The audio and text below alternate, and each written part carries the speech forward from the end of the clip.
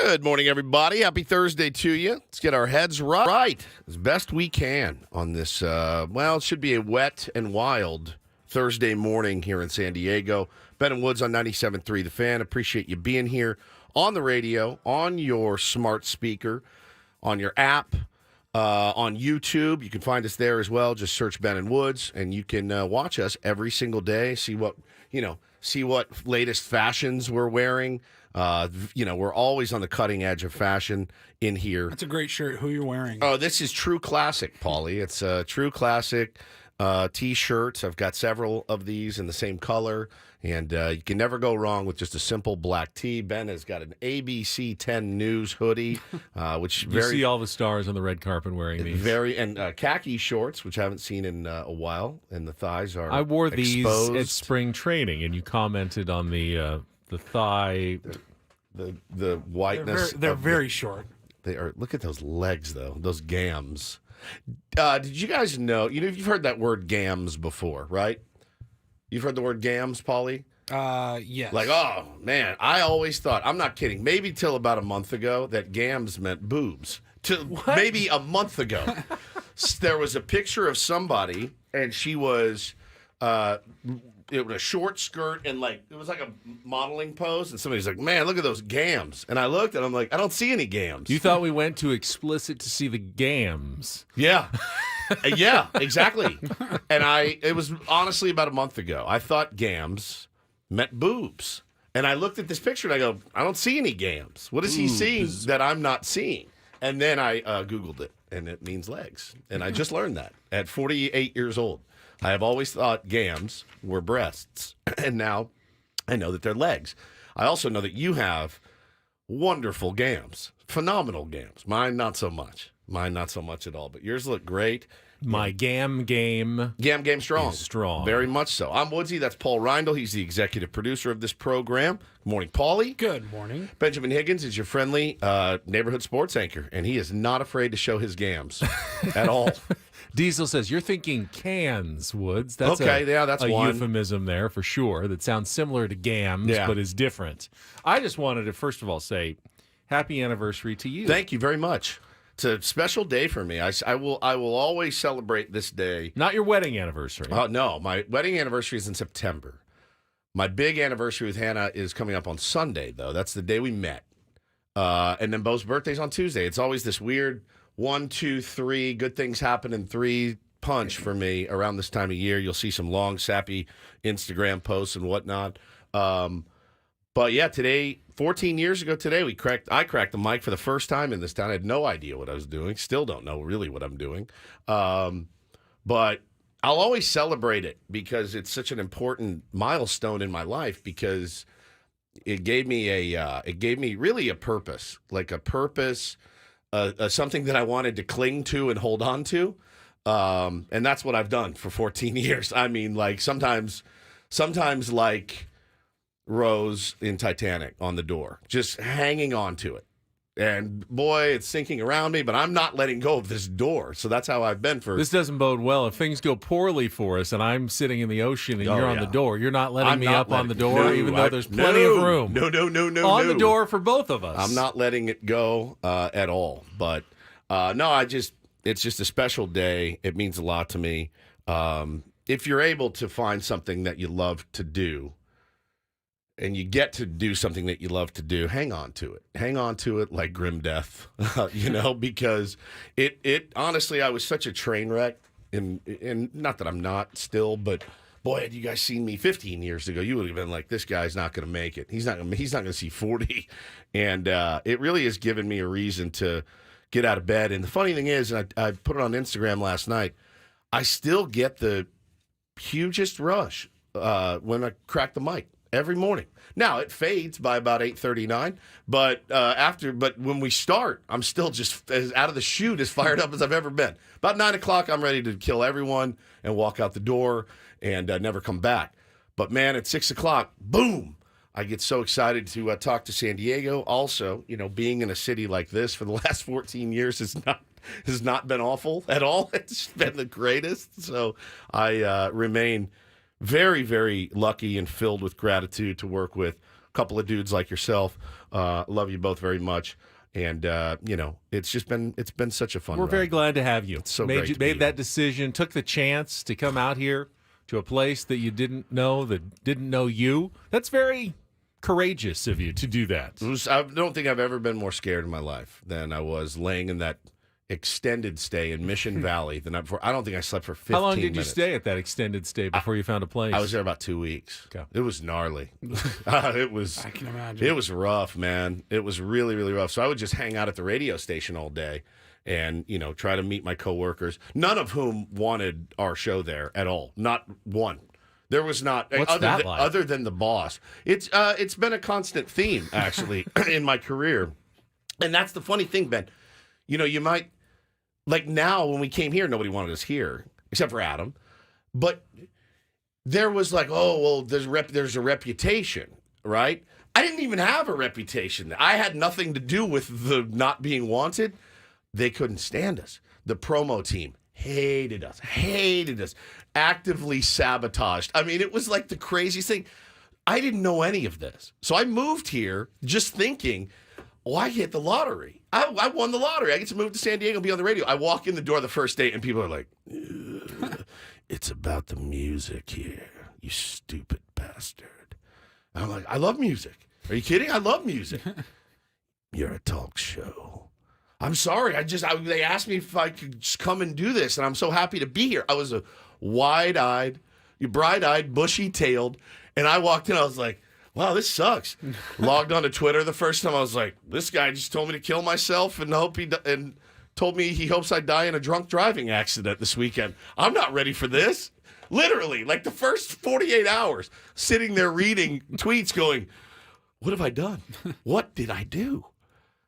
Made it. That's what I did. 14 years later, happy to be here. People can get mad when there are different voices coming out of the box that they're used than the voices that they are used to. For sure. And when man. those voices change, people can get very angry. For sure. Oh, dude, it was so funny. In hindsight, it was funny. At the time, I was like, oh man, I don't really know what to do. But hey, man, listen, everybody that's tuned in over the years, I really appreciate you and of course you guys as well. So yeah, fun day for me always. It's nice to look back. Speaking of our great community here in San Diego, unfortunately we are going to experience another very wet day according to the forecasters. I believe at any moment now we're going to get some rain that's starting and it's not going to be stopping for quite some time.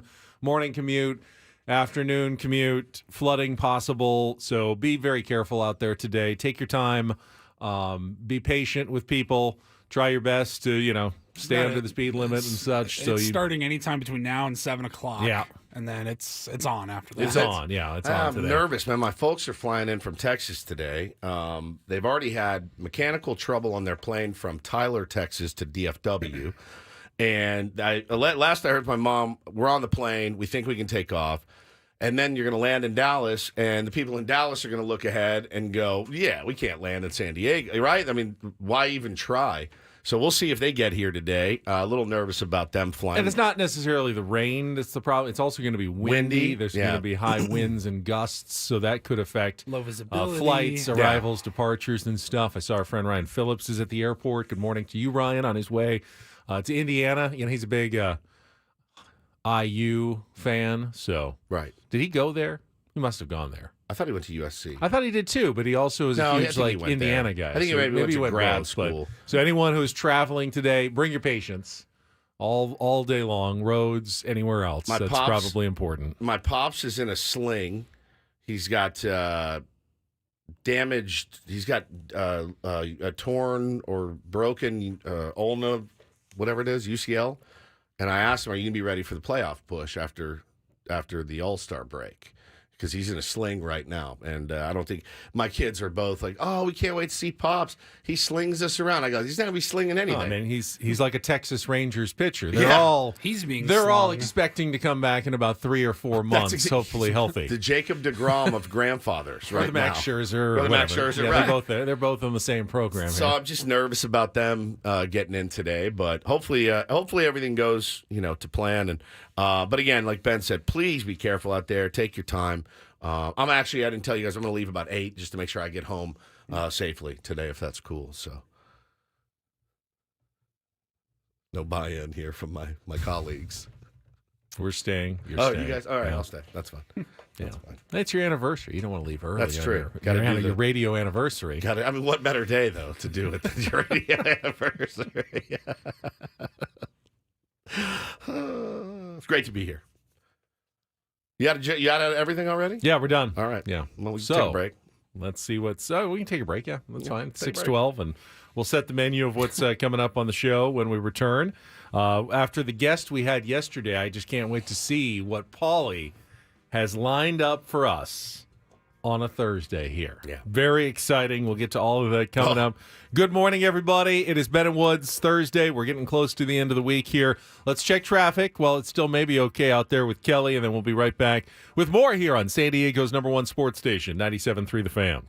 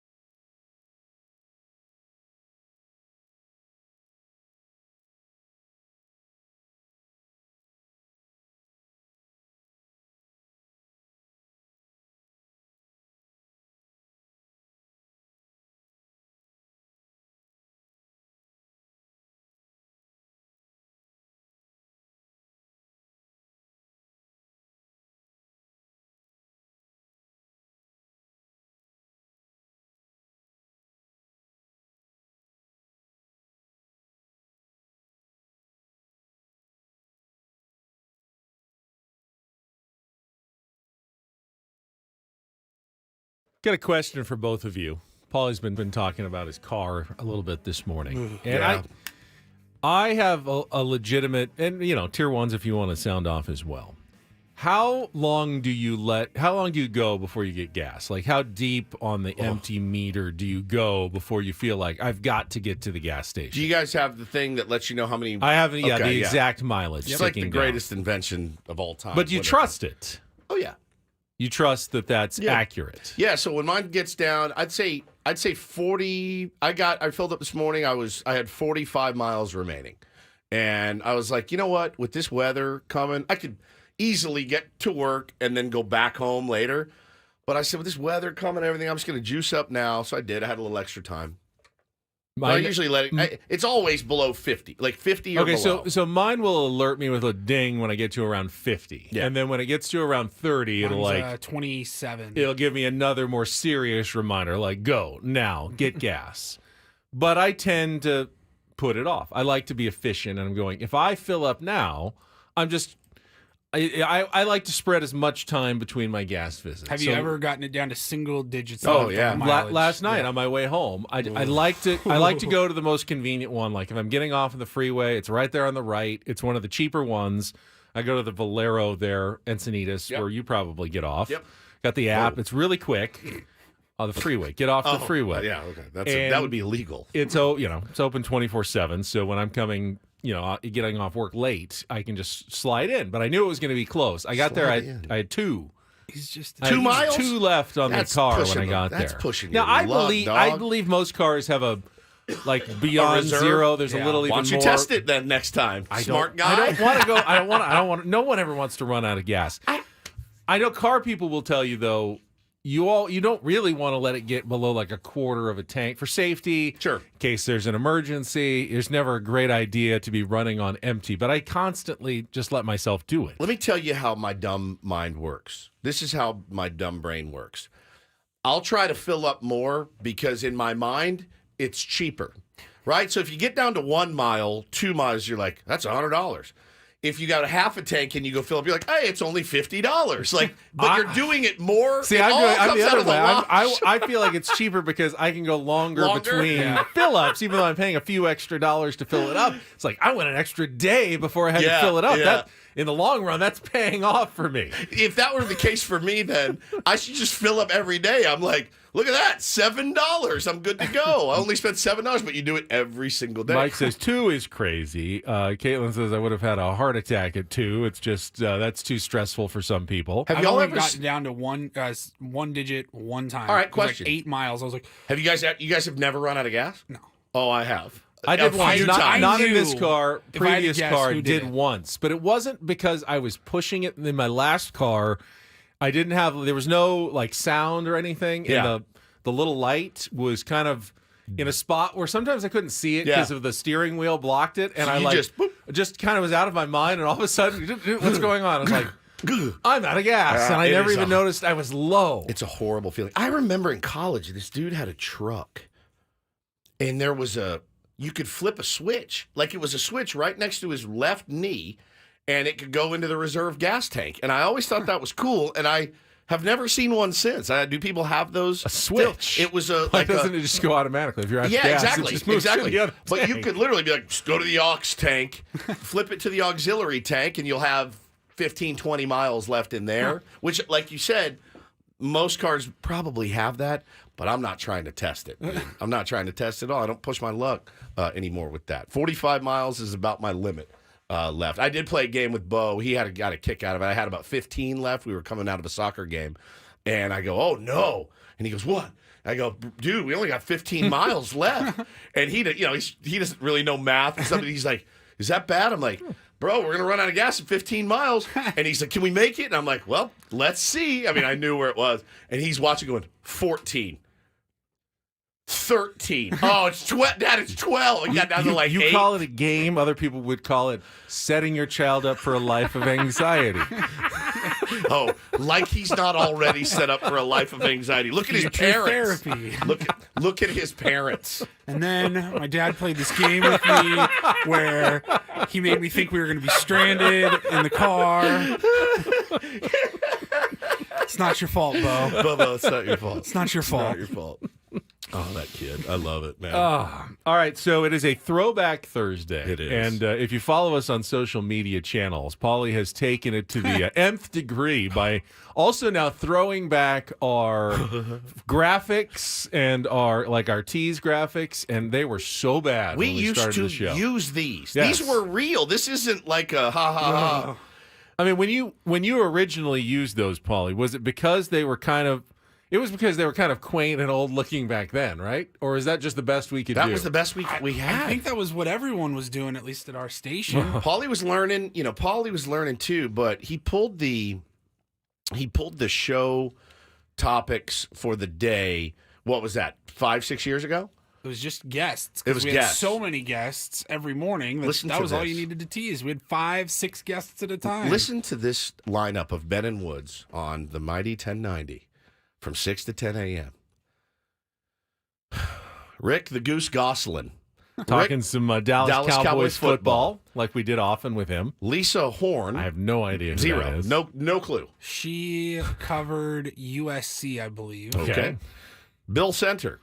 Okay, we talked some Padres baseball with Bill. Clay Hensley. We had a player on. Former That's player. fantastic. And then the capper of the day for the Ben and Woods show, Arsenio Hall.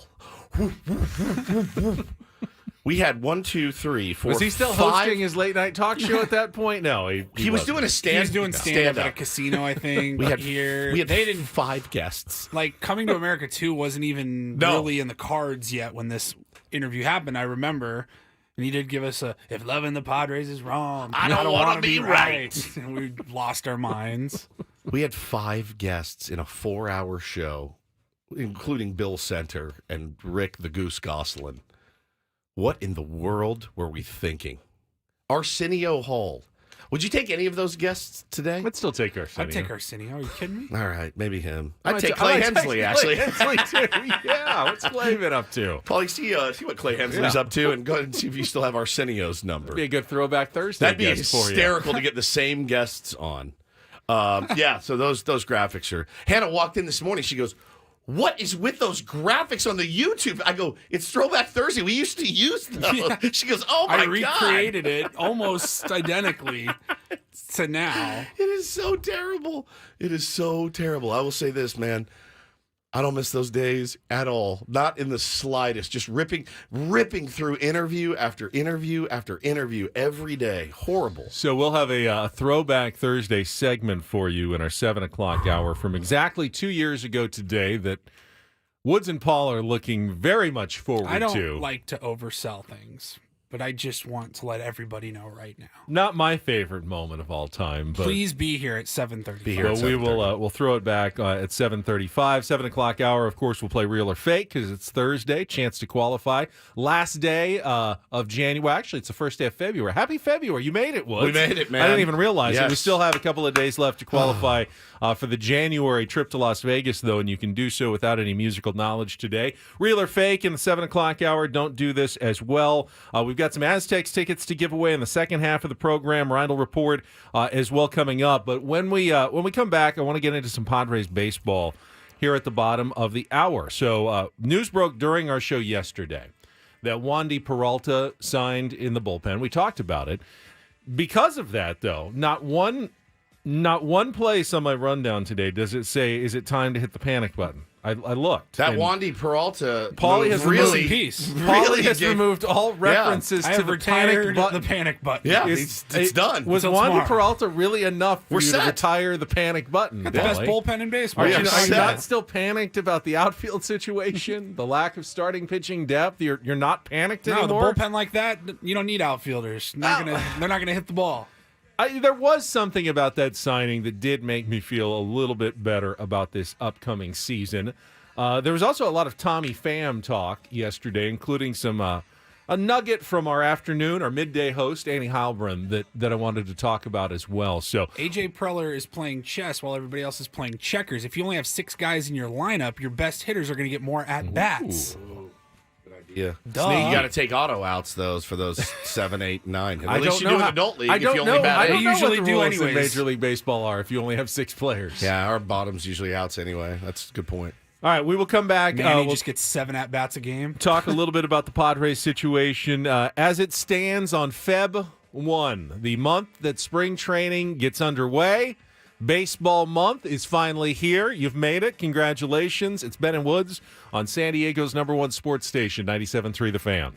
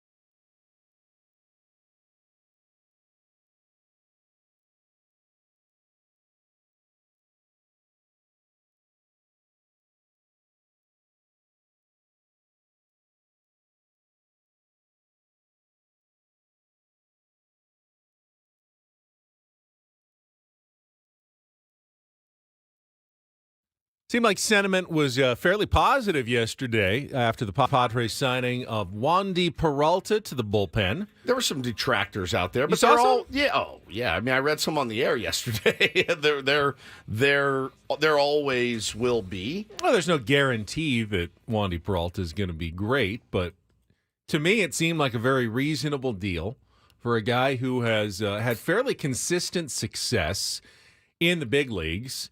The only thing that I look at is Padres now have about a quarter of the Yankees pitching staff from last season. Yeah, Michael King, Johnny Brito, Randy Peralta, Vasquez, Wandy Peralta, yeah. all these guys who were in pinstripes last year. It's not as though the Yankees had a phenomenal season last year either, but I don't think anyone's necessarily blaming those guys or the pitching staff for some of their failures, but it wasn't a terrific season in New York. And I think some of the peripherals from last season for Wandy didn't look great. The stats that you can just kind of look at on the back of a baseball card looked okay. You know, I think 61 Ks in 69 innings, gave up a lot of bombs, walked a lot of guys, not a recipe for success. But gave up very few hits. Yeah.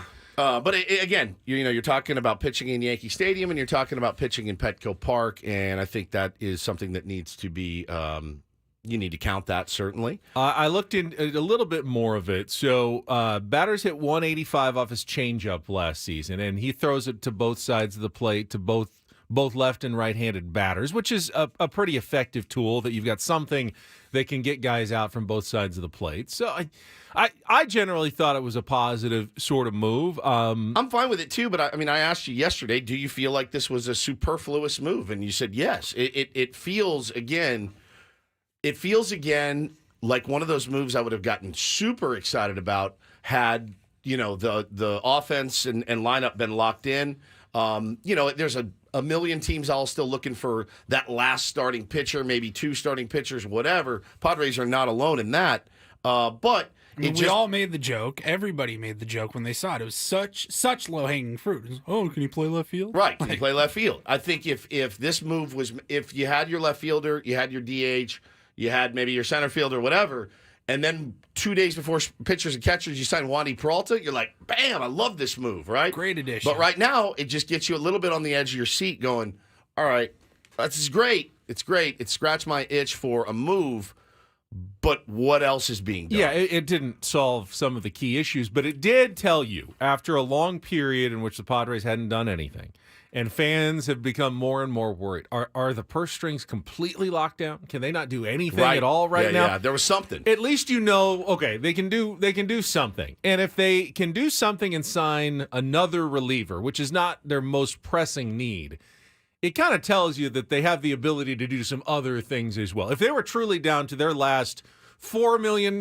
they could spend this season, I guarantee you they would have spent it on an outfield. 100%. So it can't possibly have been their last $4 million. AJ's going, I got $4 million left to spend. I got 2 holes on the outfield. What will I do with this $4 million?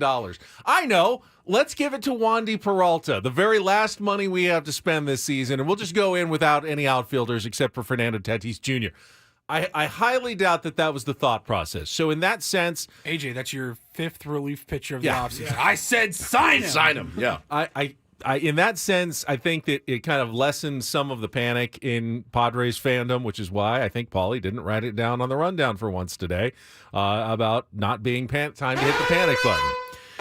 One guy who was pretty positive about the Padres, and I would not expect any less since he spent a week at fantasy camp just a couple of weeks ago with us, was Jake Peavy, who appeared on MLB Network and discussed the Wandy Peralta acquisition yesterday and some general thoughts on the San Diego Padres heading into the 2024 season. This deal, I think Wandy Peralta's nasty case knows this firsthand. But let's talk about this addition. De Los Santos was huge over there in Cleveland. We know what Peralta has done in the biggest stage in New York. He's now going to be in this bullpen with Matsui. We got Woo Suk Go from Korea. We'll see how that plays out. But you talk about that is done in the bullpen side of things. King and Vasquez. You got Suarez as the new closer. Suarez is going to be back to that 22 postseason form. You got Vasquez and Brito. Brito, 92 innings last year. Vasquez, huge arm, and hopefully he'll slot in that rotation. I love King, and I think he's going to be right alongside Joe Musgrove and Yu Darvish at the top of this rotation. The Padres have options, and if healthy, and these guys do what is expected, they can be in the mix and be sneaky. Casey, they have a lot of innings to replace. They've lost a lot from 2023 to now 2024. Yes, they have. I mean, look at this. They have a lot of innings to replace. Obviously, Snell being the hugest up there at the top of what he did. Hey, Michael Walker. He was good for them. He had a great year for them. He really did. Nick Martinez is on the road, is on the go. Seth Lugo too. Darvish coming back. Musgrove. But that, being able to see Michael King up close and personal, you can understand why they traded Juan Soto. You like him? King's got great stuff. He's just learning his craft, getting back in that starting rotation. He was lights out at the back end of the pen, but then became a starter. And I'll tell you what, his stuff is really incredible. Knows the game, student of the game. So I think you got a top arm in that rotation. There's no doubt about it. But with Vasquez and Brito, listen, when I also go up to the Padres lineup, you still got Bogarts, you still got Tatis, you still got Machado. Cronenworth had a down year. They still have some thunder in that lineup too. Yeah, and Fernando Tatis, remember, he was not available for a good portion of the early part of the season. He fit in nicely to his new role out in right field. Obviously, they're looking forward to a full season of Fernando Tatis Jr. He's electric. You go get in the ballpark in San Diego and watch this kid play. From the time he steps out of the dugout, he's different, and he has this electric feel. He's played great right field. The Padres are going to have huge seasons from the guys that are expected if they're going to compete in the National League West. Well, I'll tell you this. Joe Musgrove is going to have a big year. I like that. I mean, King, Musgrove, Darvish, that potentially is a very nasty trio at the top of that rotation. All right, get me excited again. A couple of minutes that are going to make you feel a little bit better as a Padres fan this morning from Jake Peavy, Roflo, and the MLB Network crew from yesterday. They call him Brito, which I thought it was Brito, but they all called him Brito, so we're going to have to ask when we get to spring training. Tomato. Johnny Brito. Johnny Brito. It's not Brito, it's Brito. But, yeah, and, you can lay out the argument. I tend to feel the same way. If they get big years from Tatis and Machado and Bogarts. Which, again, just be them. There's just no be reason. Them. That's not a stretch. Yeah, that's not a stretch. That's not saying if we get big years from Hedges and Asuaje and Renfroe, we're going to be good. Just asking those guys to be what they've always been. And you're asking the top three in the rotation to be essentially what they've been, for Michael King to be what we saw at the second half of last season for the Yankees, and to stay healthy. All, none of them guaranteed, but none of them, over the moon like, hey, we need you to be something you're not, asks. If those things happen, Padres should have a pretty good season, as those guys were saying, which is encouraging at this point. I was also, just that little aside at the end that Jake said, I don't know if he knows something, but Joe Musgrove going to have a big season this year. I mean, look, those guys have the biggest bromance of all time. They're tight. They're tight. It doesn't surprise me a bit. I think the same thing. That's what I'm hoping for Joe. I know Joe's got a lot to prove after last year. He's not. Joe Musgrove is not. But a guy if Jake knew to lower expectations a little bit, I think Joe's going to be all right. He's going to bounce back. Yeah. The fact that he is all in on big season tells you that the off season, I would say, program for Joe, probably going pretty well. At least what he's telling Jake is that he's feeling, I would think, really good if Jake's giving that kind of prediction for Joe Musgrove for the upcoming season. Yeah, and I again, I think everyone would feel a little bit better if you had a more complete roster right now. I understand there's still time. I understand. I saw somebody in the chat say, "No, it's time to panic. You got about $20 million and you got 3 or 4 holes still remaining." I think it can be done. Again, 1-year deals for some guys.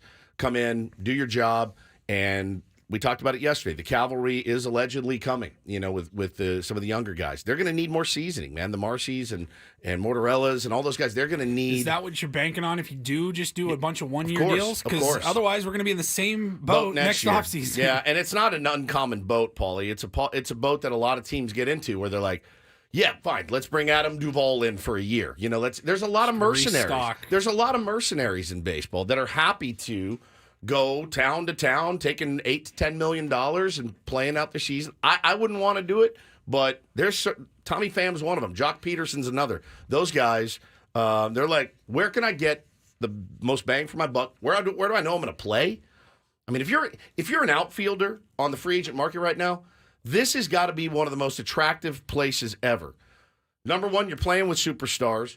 Number two, you're going to play. You are guaranteed playing time. If you're Michael Taylor or if you are Tommy Pham, you're in, man. If you sign here, you're on Baseball Reference. They already were talking about Aaron Hicks had to already put out another statement after his initial statement in Anaheim came out and said, I'm going to be an everyday player here. And they're like, yeah, we have 5 outfielders. You don't necessarily know that yet. And he's like, no. What I meant to say was, I'm going to prepare like I'm an everyday player. I hope to become. If you sign Tommy Pham today, if you sign Michael Taylor, you can confidently say, I'm your starting center fielder if you're Michael Taylor. And I want to talk about that. I want to talk about Tommy Pham a little bit more in the Padres outfield situation and just kind of the talk that was floating around yesterday. We'll get to that right after a check of traffic here on 97.3 The Fan. From the 97.3 The Fan Traffic Center, here's Kelly Danick. Traffic is sponsored by Valvoline Instant Drive-Thru Oil Change, your 15-minute instant drive-thru oil change. So how many people do you think arranged to work from home today? Obviously not enough because we got numerous crashes this time, guys. Southbound 5 before Poinsettia, a collision over the right shoulder. North 5 coastline before Basilone, there's a collision which a vehicle spun out, hit the center divide. Yeah, spin-outs are going to be real popular today with wet roadways all around. Another popular spot, transition ramps. Yep, we got a spin out westbound 8 right at the northbound 5 connector. Also collision on the 8th Street off-ramp, southbound 5. That's over to the right shoulder. Stop by any of the 30 San Diego Valvoline Instant Drive-Thru Oil Change centers. You don't have to get out of your car. It usually only takes 15 minutes or less. Visit SoCalOilChange.com for discounts, locations nearest you. Valvoline Oil Change centers are open 7 days a week. I'm Kelly Danick with Ben & Wood, San Diego's #1 sports station, 97.3 The Fan. So I wonder how much of a factor that is. I'd imagine if you're a player that knowing playing time is available is kind of huge because you can't prove yourself unless you're out on the field. And there have been many guys who, are locked out of a starting job. They're a good outfielder, but there's 3 other good outfielders, and you never get consistent at bats. You don't feel like you're showing your best because you're coming in pinch hitting and not getting an opportunity. You may struggle a little bit as a starter, but if you've got that job and there's no one behind you, teams have to give you some extra rope, some extra leeway to go out there. Yeah, I know we've struggled for 3 weeks, but we don't have any other options. So you get to hit your way out of your slumps. When you go to a team that doesn't have a huge amount of depth at a position, I would think that would make the Padres an attractive option for some of the outfielders who are remaining, especially for those guys, like you said, Woods, the mercenaries, the one-year deal guys who are looking to parlay it maybe into a bigger contract next year. They know, hey, I'll at least put up some counting stats because they don't have anyone else. If I'm healthy, I'll play 155 games. I may hit 220, but 155, I should at least hit 25 homers, and someone's going to pay for that next year. So I would think that makes the Padres a pretty attractive option, even though they have not signed anybody as of this moment. Yeah, I'm just, again, I've said it so many times, I'm tired of my own BS. I honestly just think that A.J. Preller is just waiting on the price to come down for some of these guys, and I think it will. I think if Jurickson Profar, for example, is asking for $8 million, I bet you could get him at 6 if you wait another week. I bet you could get him at 5.5 if you wait 2 weeks. Do you want to do that? Do you want to run the risk of letting another team go in and grab him? You did it last year, and it didn't work out for him. There are 3 or 4 names out there that would excite me a little bit to and interesting. Michael Taylor, I think, would be fine here in center field. I think he's a decent fit. I mean, even if you sign Profar or Pham, you still need a center fielder, essentially, unless you're moving Tatis over there, and which I don't think is the plan. So you need a center fielder. And a lot of people are saying, give Sugar a look, I just don't know that you can. Fourth outfielder, 5th outfielder, great. Is he a starting outfielder in the big leagues on a team that you're trying to make the playoffs? I don't know. I don't know why I'm so reluctant to give him just a shot, but I think it's probably because I've seen him a little. So is Tommy Pham the perfect option for the Padres? I wouldn't say perfect, Well, no. He's right-handed, first of all, and we've talked many times about how they actually need more left-handed options. But given what's left out there, there are some appealing qualities about Tommy Pham, and one of them to me is Tommy Pham feels like a guy who's always willing to bet on himself. Always. Got that confidence that he can come in and he feels like he'll be the right guy for this job. If he steps in, he brings that swagger to the clubhouse immediately that just follows Tommy Pham. I'm proud of around. myself. So he is. He's proud of himself. It doesn't mean he's gonna. It's weird because that would mean a guy, hey, you think highly of yourself, you're not going to take a discount. You know, hey, I'm Tommy Pham. You're not getting me for less. But it also means he probably knows, hey, even if I sign for $1 million or $2 million less, I'm going to make up for it because I'm going to have a great season here, and I'll just sign a bigger contract next year. It feels like it's someone that might fit with the Padres' plans. And our Annie Heilbrunn tweeted yesterday, who's covered both Tommy Pham and baseball for a long time, that he and Mike Schilt, obviously they were together in St. Louis for a while, but they are tight. They are like, Tommy Pham is a big Mike Schilt guy. And could that be a deciding factor or a push if Tommy Pham does have a couple of different options? Does that make the Padres a better option for him because he has a good relationship with their manager? I would think that would be a yes as well. Well, I mean, you throw in, hey, you're the starting left fielder. You damn near might be our leadoff hitter, like if things go well, you're going to get a lot of playing time. You're going to get a chance to make some good money in a beautiful city in which you are familiar with. Look, I think the fan base, from what I saw on Twitter, I saw mostly yeses. I saw a few no's, like, we don't need this guy in here. We don't need that energy again. I kind of disagree on the energy part. Somebody had brought up the incident with Ha-Seong Kim. Remember when they collided into each other? And they're like, don't Kim and Tommy Pham hate each other? No, don't you remember Ha-Seong Kim did that podcast in Korea, and he's like, oh, no, I love Tommy Pham. He always used to try to take me out. He always offered to take me out every night. He was a really good dude. It was a bad day for both of those cats. And then he took him out in the outfield. Yeah, then he took him out Chicago in the outfield. There. Yeah. But I think Tommy's well liked, and I know. And you want to think that Mike Schilt could probably get the best out of him, the absolute best out of him, because that relationship is there. It seems like an easy fit for me. Well, if you're Tommy Pham, you played last year on a $6 million contract. Yep. Played pretty well. And he did play pretty well. Played okay. Made it to the World Series after you were traded. I mean, you're asking the minimum's 8, right? If you're somewhere around there. Yeah. I mean, you're not taking less than 6. Last year he hit 16 bombs. He stole 22 bags as well. OBP of 328, slug 446, OPS of 774. It's not a world beater. His OPS plus is 11 better. I don't know that's a huge raise. No. I mean, inflation, everything's gone up a little bit, so I see your point there, Paul, but I don't think Tommy is expecting a 4-year deal. No, he's a year older too. I mean, he knows that. If he'd come here on a 1-year deal between $6 and $7 million, I think you have to do that every single day. About to be 36 years old. Yeah, he's definitely someone who's trying to squeeze the last contracts. Maybe a 1-year deal with a buyout for a second year. Like, hey, you give him 6 plus a $2 million buyout or a $6 million team option for the next year. So it's 8 guaranteed if you don't bring him back. But if you like him and you want him for another year, you can get him at 6 for both of the years. I'm negotiating the contract on the air right here. I have no idea what actually the Padres have available or that Tommy Pham would be interested in. But there's my offer right there. It's 2 years. Somebody in the chat says, get Profar. He is better and he's faster. Not if you look at the numbers. Jurickson Profar last year stole a bag. 1. Tommy stole 22.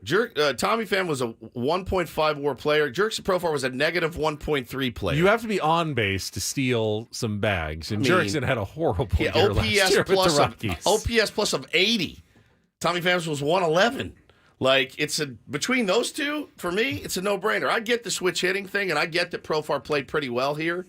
And I know he's buddies with Tommy Tatis. Pham should be at least 3 times more expensive than Jurickson Profar. I would imagine. That's not a comparison right now. If you can get Tommy Pham or Jurickson Profar, you choose Pham. I think so. I'm not saying that Profar might not have a spot on the team, but hey, if you're deciding between the two, there's no decision there. No decision Pham's a better player, even if he doesn't switch hit.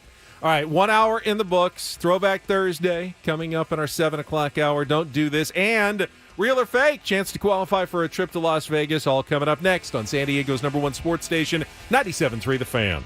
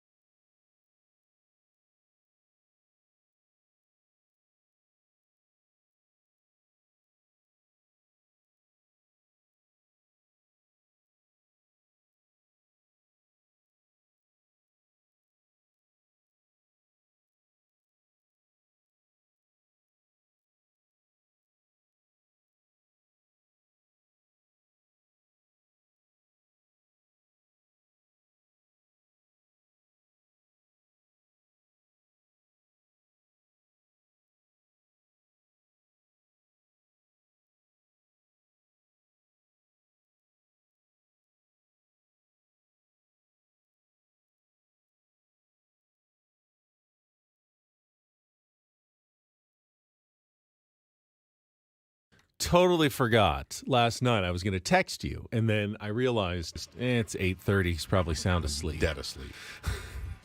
I was hoping you'd bring, in honor of the Seahawks hiring a new coach, I was hoping you'd bring some of your background vocals for Mike McDonald, the new coach of the Seattle Seahawks. I thought it was Ben McDonald. No, it's Mike McDonald. Mike McDonald is the new coach of the Seattle Seahawks.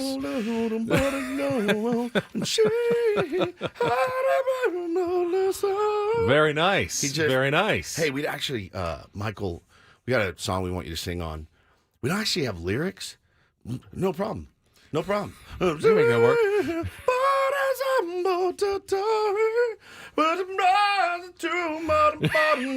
Anybody else surely know he's watching her go. You're so much better at Michael McDonald than I am. He But is. yeah, the Seahawks hired the Ravens defensive coordinator. Don't get me started. I will not start. I can't stop now. As their new head coach. I think that leaves the Commanders as the only team that still Nobody wants that needs gig. to hire a head coach. Well, literally, they were on their way to interview Yes. Ben Johnson, who That's is the Ben I was thinking about. He's the coordinator for the Lions, the offensive coordinator, and like the entire Commanders, like front office was flying to Detroit to interview him. And while they were on the plane, he goes, "No, I don't want the job."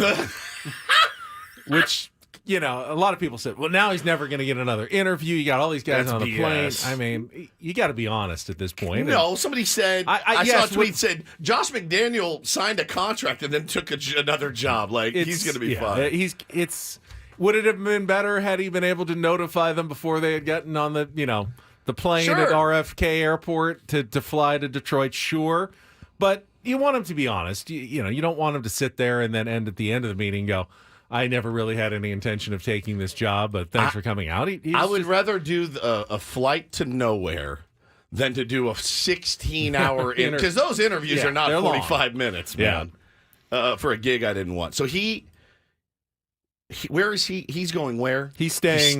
With the Lions as the offensive coordinator for another season, which is a risk because there's no guarantee the Lions are going to look as good next year as they did this year. This may be the hottest in the job market that he's ever going to be for a head coaching position, but he wasn't ready to take that leap yet. So I think, the Commanders are still looking for a head coach, but every other position has been filled in this NFL offseason after the Seahawks replaced Pete Carroll with Mike McDonald as their new head coach yesterday. They went from the oldest head coach in the league to the youngest head coach in the league.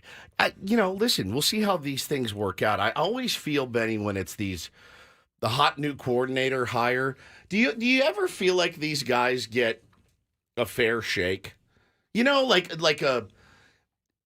Like a real when you look at that guy, do you say, yeah, that guy's going to be a fixture there for years to come? I feel like he's got 3 years, like they all do. I feel like every one of those hot young coordinators. Well, he'll be fine. He'll get another coordinator. For every Sean McVay, who was a hot coordinator, and now there's a Brandon Staley. There's like 4 Brandon Staleys. For every 4 one, to 6. Yeah. For every one coordinator that makes the jump, there's always, it seems like, about 4 coordinators who can't make the jump. I was told Cliff Kingsbury was going to be the next Bill Belichick. And I feel like, there's so many. I feel like one of the problems the NFL has when it comes to their coaching hiring, and I'm not the first one to come up with this, but the job of being a coordinator and the job of being a head coach are very different jobs. They're not even really on the same track. Some head the same ballpark. Some head coaches will call their own plays and such, but a coordinator is basically solely focused on the play-by-play strategies of what's going on. How can this offensive play attack the defense, or how can this defensive play stop this offense we're facing? And they're just planning coordinators to me? They're constantly game planning. A head coach is really more like a CEO of personnel. It's organization. Head coach is the guy that calls the plays a lot of the time. Sometimes, but usually the coordinator calls the plays. He holds the clipboard. Yeah, the coordinator. Yeah, I know. But a head coach is less of a coach than any of the other actual coaches on a staff. There's some motivational elements to it. There's some overriding philosophies and strategies they bring to the table. But most good head coaches delegate the actual like individual coaching responsibilities to what they hope are it's hiring good assistants, it's dealing with the media, it's things that coordinators never have to do generally. So when you're picking a coordinator to be a head coach, you actually have very little information as to whether they're going to be a good head coach or not. But then again, I mean, where would you go? Would you just go to college football head coaches all the time because at least they have head coaching experience?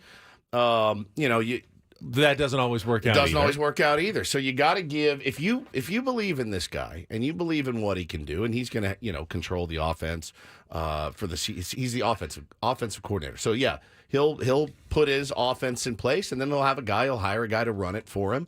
But he's probably going to have the final say. But yeah, it's wild, man. 36 years old, I think he is, and you go from Pete Carroll to that. It's going to be a bit of a shock to the system. It's the Peter principle, essentially. That have you heard of the Peter principle in business? It's the tendency in most organizational hierarchies for every employee to rise through promotion until they reach a level of respective incompetence. Because everybody wants to continue advancing in a job. But eventually you're going to get to a job that you're not as qualified or you're not as good at. You master something, they promote you to something else, and like, okay, I'm good at that. Then you get promoted to something else. Eventually you're going to hit a level, I'm not good at this. But you rarely go backwards. Oh, okay, let's put you back. Now, in the NFL, it does happen. It does happen. You're not a good head coach. Dan Quinn. You go right back to being a coordinator, and that's fine. But in a lot of businesses, you don't. You just sit there in that job that you're no longer good at. You were good at all your other jobs. Now you're finally in a job that you're not that good at, but you just sit there then forever because they don't demote you in most organizations. So that's the Peter principle. Speaking of Dan Quinn, I saw he was the maybe favorite to take over the Commanders job. But I mean, for that, if you're a Commanders fan, you're like, all right, fine. He's done this before. Wasn't great at it. Was a good defensive coordinator. And they're going to run that out there again. But yeah, the Commanders are a bit like the Padres right now in that desperate times call for desperate measures, and we'll see how desperate they get. Need a contestant for Real or Fake here on a Throwback Thursday, playing in just a couple of minutes. Chance to qualify, one of the last qualifiers for our trip to Las Vegas, our January trip, just a couple more days here in early February. You can get your name in, but you do have to call 833-288-0973. 833-288-0973. Get online. We'll play our game in just a couple of minutes. By the way, in case you were wondering, the ratings are in. Nielsen reports record viewing for the NFL playoffs through the first 3 rounds. I'm shocked. Record numbers. I'm shocked. Taylor Swift effect. I mean, they always have record. I mean, no, they don't have record numbers every year. They have high numbers every year. Oh, record numbers. But yeah. record numbers compared to their own numbers, which are always insanely high. Yeah. But these are actually the highest since they started charting actual Nielsen numbers or something in 1988. And I mean, everyone that are sports fans that I know, do you ever miss the NFL? Have you ever missed the NFL playoffs? I'm just not watching the NFL playoffs this year. No. So we all watch. Everyone I know watches. So who are the new viewers that are watching? I think it's the Taylor Swift effect. I think we have an idea of who the non-football or the people who didn't used to watch the NFL playoffs who happen to be tuning in this year to just give them that slight more bump up from their normal huge numbers to record numbers. Who can we get to help baseball? Who would be the person? We need Tatis to date. Who? Sydney Sweeney. Sydney Sweeney. Would love to see her in a Padres There's hat. really no comparison right now to Taylor Swift. No, there's really not. No. I was reading something. I think Rolling Stone had a story. Somebody had a story like, this is the closest to, as much as she moves the needle now, it's the closest we've seen to Michael Jackson in the early 80s. Right. Beatles. Like the Beatles. Joe DiMaggio and Marilyn Monroe. You get that kind of vibe from it. It's crazy. It is absolutely crazy what she's brought to the table. I mean, unless Nando starts dating like Kim Kardashian. I still don't even think that even comes close to nothing. Comes close to moving I don't know that there's a needle like she does right now. There really isn't. My vote is for Sydney Sweeney, just because I would like to see her at Petco Park in a Padres hat and nothing else. Might have rocketed up to my number one. Well, I don't. People who have the conspiracy theories that it's all been rigged in favor of the Chiefs, it's as far as conspiracy theories go, it's one of the more insane. Like, do you have any idea how impossible it would be to rig an entire NFL postseason? I mean, you would need. It would be. The You would buy-in need. is You would need staggering. thousands, if not tens of thousands of people To keep their mouth all shut. operating on the same script efficiently, keeping their mouth shut, Forever. probably paying them all. So I don't know, $5-10 billion worth of bribes just to make this all happen. stupid, I mean, when you actually think about how insane that is, if someone comes to you and says, "Oh, it's all rigged in favor of the Chiefs," either ask them like, "Okay, so how did they do it?" And if they can't come, go step by step how it's done, you're dealing with an absolute loon. I mean, hopefully they just haven't thought it through. Once you think it through, you realize that's got to be the most insane thing that I've ever even thought, that they could rig an entire NFL postseason so one team wins. Fernando Tatis Jr. and Dua Lipa. That could feed families for a long, long I'm time. in for that. Okay, I've been there too. Woods, She's nice. sit where you are. It's Yes, time for I a little get to real or stay here. fake. You don't have to go anywhere. Some are here for the compelling sports talk with Ben and Woods. Yeah, you can go plow through another donut.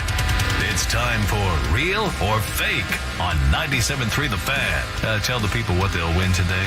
Now, we're not plowing through another donut. It's going to be cookies today, as I believe Drew joins us here on Real or Fake. Good morning, Drew. Morning. All right, you are a contestant today. If you can get 4 of 7 right in our Real or Fake game, we will qualify you for our grand prize drawing of 2 nights at the Westgate Las Vegas Resort and Casino and tickets to Tom Kiefer and L.A. Guns on April 11th at the Westgate International Theater. Tickets on sale now at Ticketmaster.com. Check out the Westgate's $70 million in room renovations. All right, Drew, it's Girl Scout cookie season. We were talking about it earlier this week. We all know about Thin Mints and Samoas and Tagalongs, but I have a list of Girl Scout cookie varieties of the past, which were discontinued. Oh, boy. So today on Real or Fake, I will give you a name. You tell me if it was once a real Girl Scout cookie, or if it's a fake, I threw in to fool you. And we've got Woods here as a potential sounding board, can try to help you out if you need any help. So, Drew, are you ready to play? Yep, sounds good. Woods, I'm going to need your help on this one. Oh, you got it, buddy. All right, round 1, Real or Fake Girl Scout cookies of the past. Savannah Smiles. Real or fake? Savannah Smiles. Woods, what do you think? I think they're real, buddy. He thinks they're real. Drew? Yeah, I'm going. Real is the I'm answer? going real, too. Okay. And it is. Sounds like a It's a adult it was film a actress. it was Yeah, a lemon. I think she was, actually. It was a lemon cookie that was a tribute to the Girl Scouts home base in Savannah, Georgia. Okay. Discontinued in the early 2000s. All right, 1 point. That's 1 out of the 4 you need. Let's go to round number 2. Double Dutch. Double Dutch. Real or fake Girl Scout cookie of the past? Drew? I'm going real. Double Dutch is also real. Very boy. good. Glad you didn't ask me. Just an extra chocolatey version of a cookie in 2004 with both semi-sweet and milk chocolate chips together. All right, this is going very well today. Let's go. Round number 3. Aloha Chip. Aloha Chip. Real or fake, Drew? Woods? It sounds fake to me, man. It sounds fake. I'm going to say fake. I'm going to go with my gut. All right, I'm going fake, too. He is going fake, and you are both. That's also real. That was a white chocolate macadamia nut cookie that was available We're from all right. 2000 to 2004. You like that? Oh, yeah. Oh, no. Love no. white chip. I don't like white macadamia chocolate. nut. I don't like macadamia nuts. I will Oh, pass on both. That's all right. Yeah, you're still up 2-1 here as we go to round number 4. Cookie of deviance. Let's try this one. Let's try Juliet's. Juliet's. He gave me a look, a weird. Real or fake? He gave me a weird What kind of look could I give you? I gave you no look. I'm going real. Real.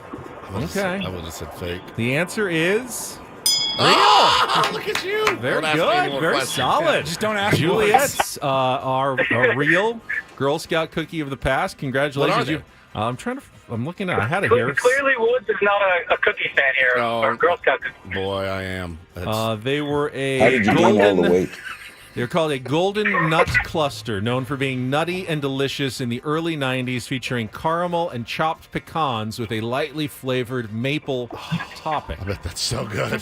All right. All you need Why are is those discontinued? I know. all you need is one more, and you are good to go here. Let's try Cinnaspins. Cinnaspins. Drew, real or fake? Fake. Fake. That's also real. Cinnaspins. They were actually a lower calorie version of a cinnamon cookie that they had available. I like this bit. Sit and spin. When you hold up your middle finger. Yeah, sit and spin. All right. Let's go to round number 6. Zebras. Real or fake? Zebras. Oh, fake. I say fake. I think those were little Debbie cakes. I think those were Little Debbie's. Zebras. Okay, I'm going to go with Woods here again on this one. Fake. I don't know if they were Little Debbie's or not, but they were not Girl Scout cookies, which means it is fake, which means, Drew, you have won our game for today. Congratulations. You'll qualify for the trip to Las Vegas. Stay on the line. Paulie will get all your information during the break. Are you trying to trick him like it's an Oreo cookie or something? Yeah, I thought like a black and white or Zebras a zebra. I'll get down on some Little Debbie's, as you can tell. And then last one was Mary Melts. Fake. Fake. Very good. All right. You guys both did pretty well on that game today. I love Little Debbie. God, so good. What? Maybe I could do a Little Debbie category at some point. Who was Little Debbie? I like Little Debbie. Let's see. We got unicorn cakes and devil squares, devil cream, Swiss rolls, I love strawberry Swiss shortcake rolls. rolls. Oh my God. I had zebra some. cakes. Zebra Zebra cake cakes. rolls. Yeah, zebras. There they are. When me and Paulie were driving back from Arizona, I was running out of gas. Not like mentally. I was so tired. I was like, I need some sugar. So I was walking through what's the place? Love's. They have everything you could have ever wanted in Love's. And I'm like, oh, Swiss rolls. I hadn't had them in 20 years. They I'm were more so of a good. hostess person than a Little Debbie person. I think. I don't I discriminate. haven't had I'll either eat in a Hostess. while, but I bet when you were a kid, I'll bet $1,000 that in your house growing up, you guys always had Entenmann's. we did have some Entenmann's, yeah. Always. The box of Entenmann's We also on the had counter. Sara Lee a lot. Yeah, Like Sara Lee's Sara Lee delicious. pound cake. Yeah. I love Sara Lee pound cake. Yeah, I do too. I love is it the Nutty Butters, the wafers? The wafers. Oh my God. those are Have you good. tried Reese's? Reese's version No. of the Nutty Bars? Ungodly.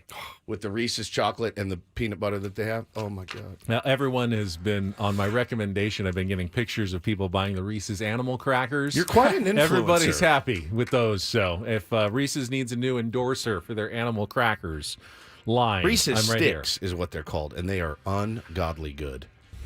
All right, congratulations, Drew. We have a winner on Real or Fake. Throwback Thursday is coming up. Don't Do This is coming up next as well.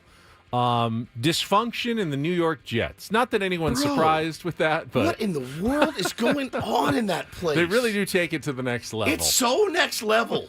I've never seen this article that came out in The Athletic. It just leaves you with your mouth agape. And I've got something very cool involving the Cleveland Guardians coming up as well. Let's stay tuned for that. We'll be right back with more Ben and Woods after traffic here on 97.3 The Fan.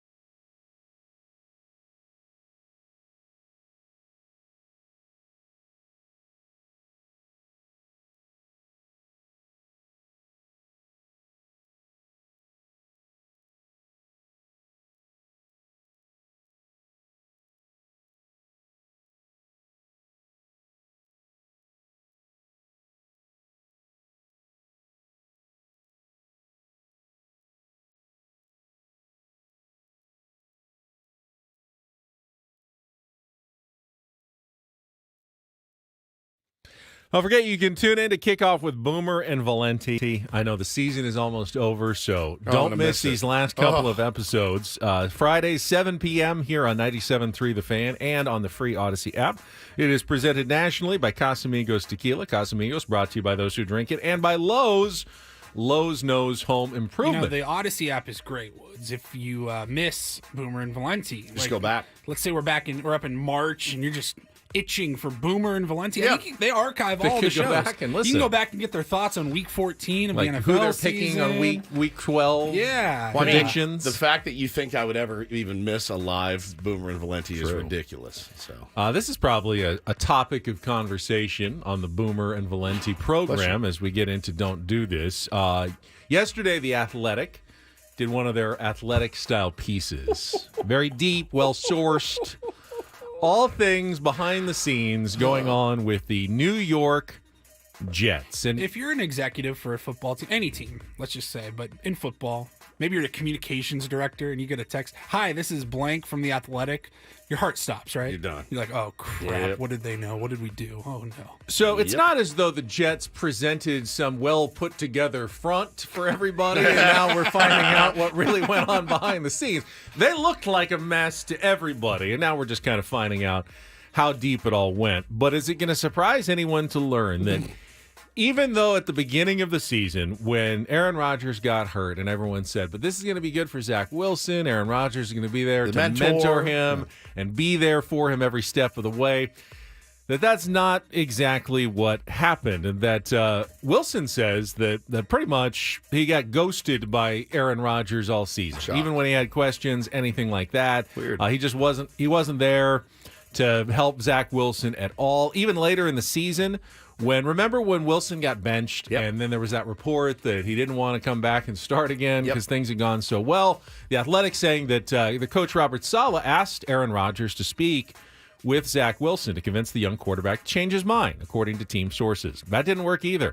Wilson's feelings about his idol soured over the season as Rodgers was pushing the limits of his torn Achilles rehab, determined to return in a little over 3 months, an unprecedented recovery time for that injury. Wilson, along with some Jets teammates and coaches, grew tired of the way Saleh fawned over Rodgers. According to team sources, quote, "I think he's sacrificed so much already for the organization and himself and his teammates, and he's doing it again," Saleh said on November 30th. "I think it's a testament to who he is as a human." But Wilson's going, is this the same person that... Are you talking about this Aaron Rodgers, who won't even return my phone calls? It's incredible, man. Has not given me word one of advice all season, and you're sitting here saying how great he is every moment of the day. Wilson told coaches and teammates he was under the impression he'd have a direct line to Rodgers, even after Rodgers tore his Achilles and flew home to California for surgery. Instead, Wilson barely heard from him. And it goes on and on. I mean, they talk about the culture of paranoia in there that Robert Saleh tried to steal. Not steal, but he was like, if one more leak comes out of here, I'm going to get your phone. And I'm going to look through your phone to see who is the mole leaking stuff out of here. It is just the organization. They just cannot get out of their own way, Benjamin. It almost wasn't necessarily, though, anything other than, and you saw it all year long, that whatever Aaron Rodgers said went. Yep. Like Robert Saleh never pushed back on anything Aaron Rodgers said. He was so clearly afraid that if he got on Rodgers' bad side, well, he'd be out at the end of the season. His only way to keep the job was to try to keep Aaron Rodgers happy. But by keeping Aaron Rodgers happy, he alienated his actual quarterback and sounds like most of the rest of the roster at the same time. All right, we are late. So just do the do this. How about that? I can save mine. All right. I like DD mega do. This story actually I found pretty exciting. And I don't want to fly to Cleveland, but if I had the opportunity to be at the Guardians home opener this year, seems like it's going to be a pretty cool scene. So the April 8th home opener for the Cleveland Guardians, which comes after, by the way, they start with an 11-game road trip. So they're on the road for almost 2 weeks. God. They finally come back on April 8th at Progressive Field. It is going to coincide with a total eclipse of the sun, which is scheduled. Total eclipse of the heart. No, total eclipse of the sun, which is going to happen at 3:13 Eastern time on April that's so cool. 8th, and not one of these partial ones. This is one like the end of days. It's going to be completely night for 4 minutes in the middle of the day. The sun will be completely blocked out. It only happens 3 times every 638 years. The next one isn't until 2444 in Cleveland. But this will happen. Now, they haven't completely decided when they're starting the game. Usually it's 4 o'clock for their opener, so it would be like before, like during the pregame as everyone's getting excited and they're getting ready to introduce the players. It'll go from day to night over Cleveland, which sounds like it would be one of the more cooler experiences to watch an eclipse in a stadium full of people. And everybody goes, oh, it's getting dark. So like the sky is expected to turn from, bright. If it's sunny, the weather is obviously an issue. If it's cloudy, it's not going to be fun. Oh my goodness! But it'll go from like blue skies, and then it'll start getting kind of like darker blue, and eventually, for 4 minutes, it'll seem like you're in pitch night, like dark completely. So rad. And then it'll start getting light again and come back, and it's like that'll be one of the coolest sports watching experiences of all time. And I can't wait to see the pictures. I mean, the pictures will be next level out of it. What's the date on that again? It's April 8th. April 8th, okay. And Cleveland is one of the only places in America because it's really just a thin stretch that gets the total eclipse. Yeah.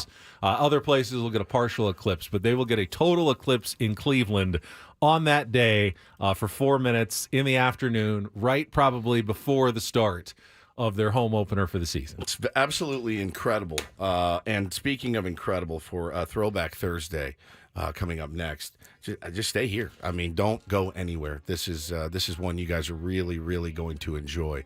It's Throwback Thursday and then some. Oh, yeah. Coming up next on Ben and Woods.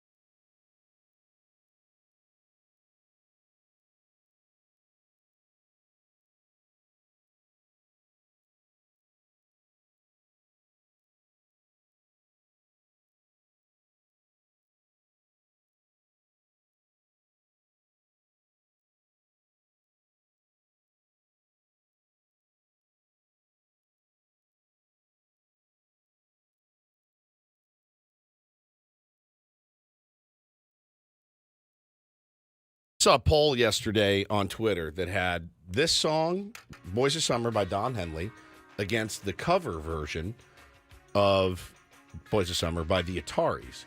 And I thought, well, I'm going to click on this poll, and it will be overwhelmingly Don Henley. It wasn't. It was like 54% to 47% or something. That's more than 101%. 46 then, idiot.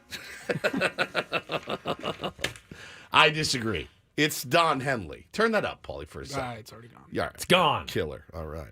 I'll agree with you. I've heard the cover version. Yeah, it's fine. Not bad. It's fine. But it's not the original. It's not Don Henley's version. You know, when music, it's nostalgia that kind of gets you sometimes Sure. with music. And knowing you listened to that song way back when, you're driving your car, you heard it, so it affects you in a different way. Right. That's why we do Throwback Thursday. Yeah. It's, the old stuff sometimes affects us a little bit more than the new stuff. When we were, there we go. It's not even close. I can see you, your bright skin shining in the sun. It's way better. This is way better. The Ataris or Blink 182? It sounds the same. They all sound the same. I was driving the other day, Paulie, with Hannah, and the song was on the radio. And I go, who is this Blink 182 knockoff band? Hannah goes, oh, my God. Who is this? I go, I don't know, but they sound just like Blink 182. So she Shazammed it. It was Blink 182. It's the new Blink 182. They're knocking themselves off They're now. knocking themselves off. Sounds just like Blink 182. I was like, I have not heard this yet. You guys are such a ripoff of who you used of to who be. you are. Their new album's fantastic. Is it good? So I liked the song that I heard. No skips. Really? Yeah. Okay. I like the song I heard, but I go, oh, man, this is a really bad knockoff of Blink. It sounds like Blink 182 if they aged 20 years. That's exactly right. Since I used to hear them. I miss you. Remember the time I spilled the apple juice in the hole?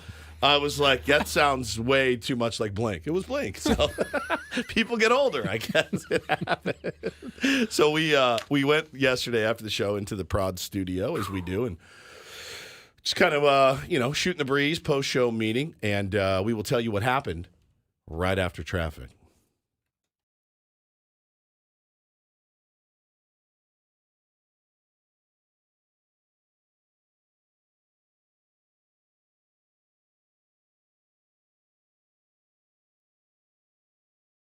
Clearing stage, but watch out for a little activity there.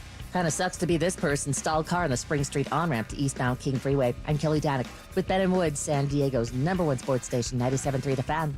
So we cruised in there after the show and just shooting the breeze. How did you guys think the show went? Blah, blah, blah. Paulie said, oh, I forgot. I've got a killer Throwback Thursday for you guys tomorrow. And we said, oh, okay, what is it? And he played it.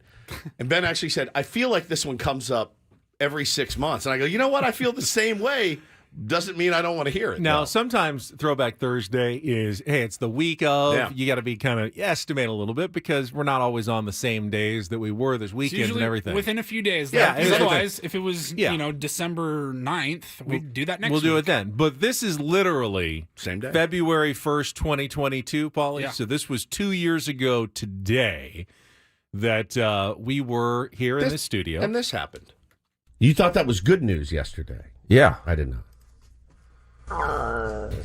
What in the world? Who was that? That was me. My mic was off. Holy ass word. It's just like a air bubble. What? Are you okay? His face. A little air bubble. Sheepish. That was incredible. Oh, that's where that's from. Paulie, you can rewind that. Do we Damn have, right I can, do we and I have will. the old one that we from the last station? Do we have? I do. You'll have to give me a minute. Oh, geez. I just had a short in my brain. So, Benny, we're right in the middle. I don't remember what we were talking about. I have no idea. So, it was February. I said, you think that was good news? You thought that was good news yesterday? Yeah. I did not. What in the world? So the air bubble happens. Obviously, we have a blast with it. And then Paulie goes, no. That sound came up through from my diaphragm. It wasn't a burp. It was guttural. It wasn't a hiccup. Somebody said he ate a cat. I can't exactly describe what it was. I could never recreate it. Like, it's not something you could just try to do. It just kind of needed to come out for some reason. So we're sitting in the studio yesterday. We're crying, laughing. And Ben goes, "Don't play it because I won't laugh tomorrow." I go, "You're going to laugh tomorrow. It's incredible." So then Paulie goes, "Oh, my God, I forgot I did this." Same day. Same segment. Vader's on that ship. Now, don't get jittery, Luke. There are a lot of command ships. Keep your distance, though, Chewie. But don't look like you're trying to keep your distance. I don't know. Fly casual. Ben's stomach is Chewbacca. I don't know, Chewie. Let the Wookiee win. So we were in there. I mean, we were convulsing. All of us. I go, I can't wait to play it. So there's your Throwback Thursday. Some shows might say it stops there. Not us. Not our show. I was inspired yesterday, and I called Paul Reindl with an assignment, and I just turned him loose. And I haven't heard it, but I know it's going to be fantastic. I said, "Here's your assignment." And he said, "I will take that assignment, sir. Going to lock myself in the lab." And it's about an hour and a half. Hour and a half of work. Started thinking, what? Just play it. Just play it. I think I have no idea what's coming up. I think Ben has not heard this. I haven't heard this. You didn't know about this. This is Paul Reindl at his finest. Colonel Jessup, did you order the code red? You don't have to answer that question. I'll answer the question. You want answers? I think I'm entitled. You want answers? I want the. You can't handle the.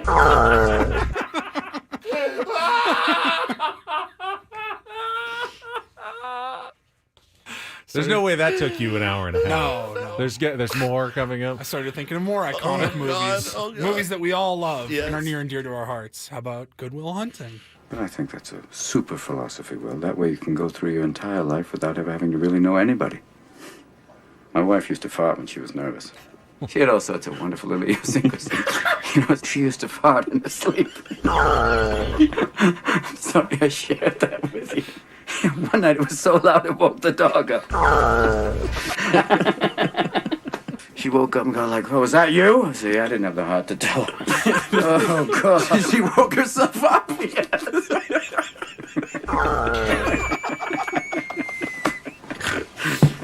Oh, Christ.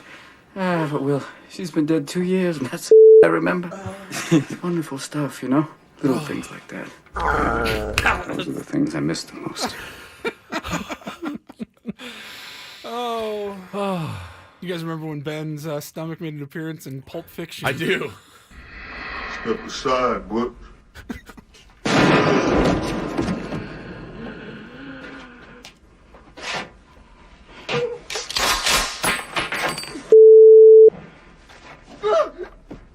You okay? Nah, man. I'm pretty far from okay. Are you okay? Nah, man. I'm pretty far from okay. Ben, are you okay? No, man. I know how much we all loved Shawshank Redemption. Andy did like he was told. Buffed those shoes to a high mirror shine. The guard simply didn't notice. Neither did I.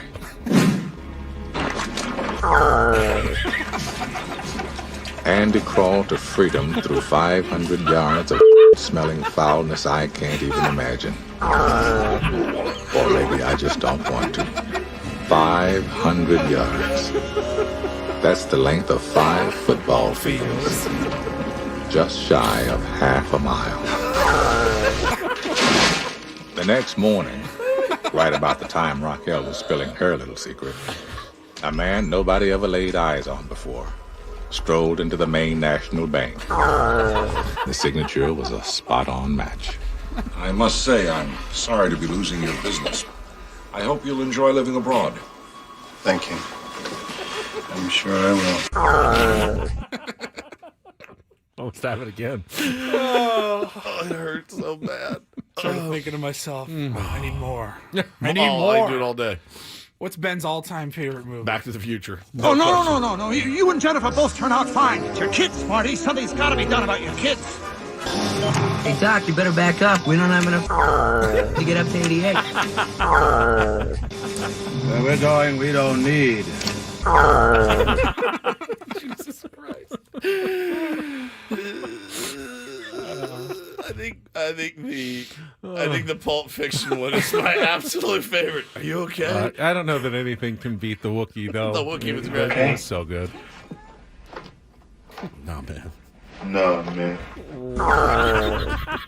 I'm pretty far from okay. Yeah, I could tell because of the guttural sound coming from your gut. Well, let me leave you with one final clip. Thank you.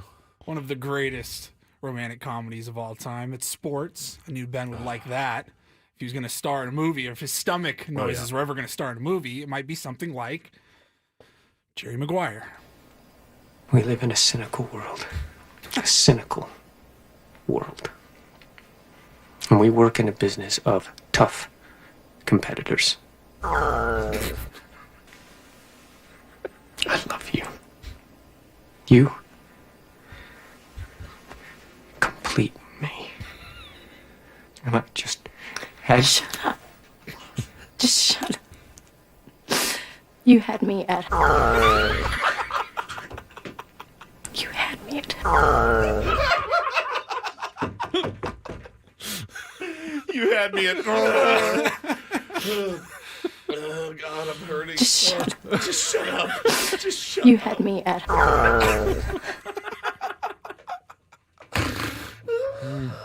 Oh, you had me at... This is my favorite. You had me at... It almost sounds like hello. Somehow Somehow my stomach is saying roads. It's saying hello. Yeah, truth. Jesus, man. Holy cow, dude. Had no idea my stomach was so versatile. Very versatile. Really can play any role. Different genres, different scenes, romance, drama. We've got action, adventure. It's all there. Sci-fi. Oh my It really works in a wide range of theatrical roles. So good, man. So good. Thank you, Paulie, for that. Well done, sir.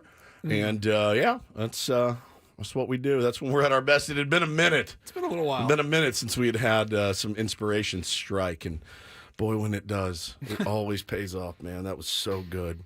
It's always hard to go from our best to our worst, which is usually the last couple of minutes here now before the hour as we get ready to restart the show. Coming up at 8 o'clock here this morning. Coming up in the second half of Ben and Woods, we'll have our Reindl Report. We've got some tickets to give away. The Aztecs taking on Utah State. Now a huge game, by the way, for San Diego State on Saturday because the Wild Mountain West continues to get more wild. So last night, Boise State won at New Mexico. So everybody who was saying, oh, San Diego State, I've seen it this morning, they're choking, they're falling apart. New Mexico was the hottest team in the Mountain West, bar none. They destroyed San Diego State. They had won 5 in a row. Everyone was terrified of New Mexico. Now they've lost at home. Now they have 3 losses just like San Diego State. Yep. The only team with 1 loss is Utah State. If San Diego State can win on Saturday at home, what a game. There will be every team basically in the top will either have 2 or 3 losses. It'll be anybody's ball game going into the second half of the conference schedule. So remember how I said it was a must-win game at Colorado State? Erase that. This one's a must-win. Is definitely because it's a home game. But if you lose, you're okay. No, still. You're not okay. Well, with this you can one. still win the conference tournament. You can always win the conference tournament. That's true. But this is a big one. You got to hold serve at home, and New Mexico didn't. I was surprised. They were pretty. I think they were 8 or 9 point favorites, and they lost by 8 or 9 last night to Boise State at home. What was the final? It was 86-78. Boise State led throughout most of the second half. So another game changer in the conference that is clearly a big step up from where it's been even the last couple of years. They're fighting for maybe 5 spots in the NCAA tournament right now. So don't feel bad, Aztecs fans, when your team loses every once in a while. These are all good teams. Boise State is good. New Mexico's good. Utah State's good. Nevada's good. Colorado State's good. These are all good college basketball teams. You're not going to win every single game. This is a big one, though. If you let Utah State win on your home floor, you're now 3 games back. You still have to go there. There's almost no way to catch up in the regular season. But if you win this one, you're right back in it. So, yeah, for regular season purposes, it's probably the biggest game of the year for the Aztecs so far. And we'll be giving away tickets coming up in the second half of Ben and Woods. When you hear... Yeah. I would say that, but I don't think Paulie can keep his hands off of it now for the rest of the show. No, just use it as our sounder. You want to use it for our sounder? Absolutely. Done. When you hear All that. right. The next time you hear it, we'll play it like 2 or 3 times in a row. Not that one, but in the second half of the program, you hear that, you call in 833-288-0973. We'll send you to what will be a sold-out Viejas Arena, I'm sure, on Saturday for San Diego State, Utah State. All right, we'll come back. 2 more hours to go on a Thursday, a Throwback Thursday. Great job, Paulie, on San Diego's #1 sports station, 97.3 The Fan.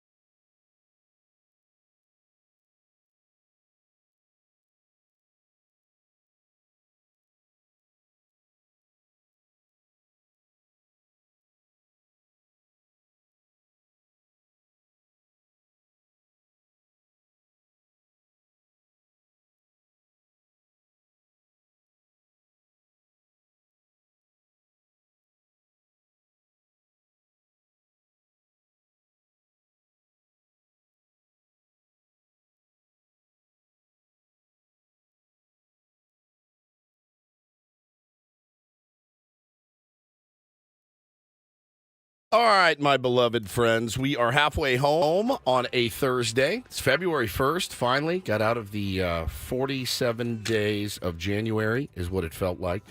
Great to be here with you.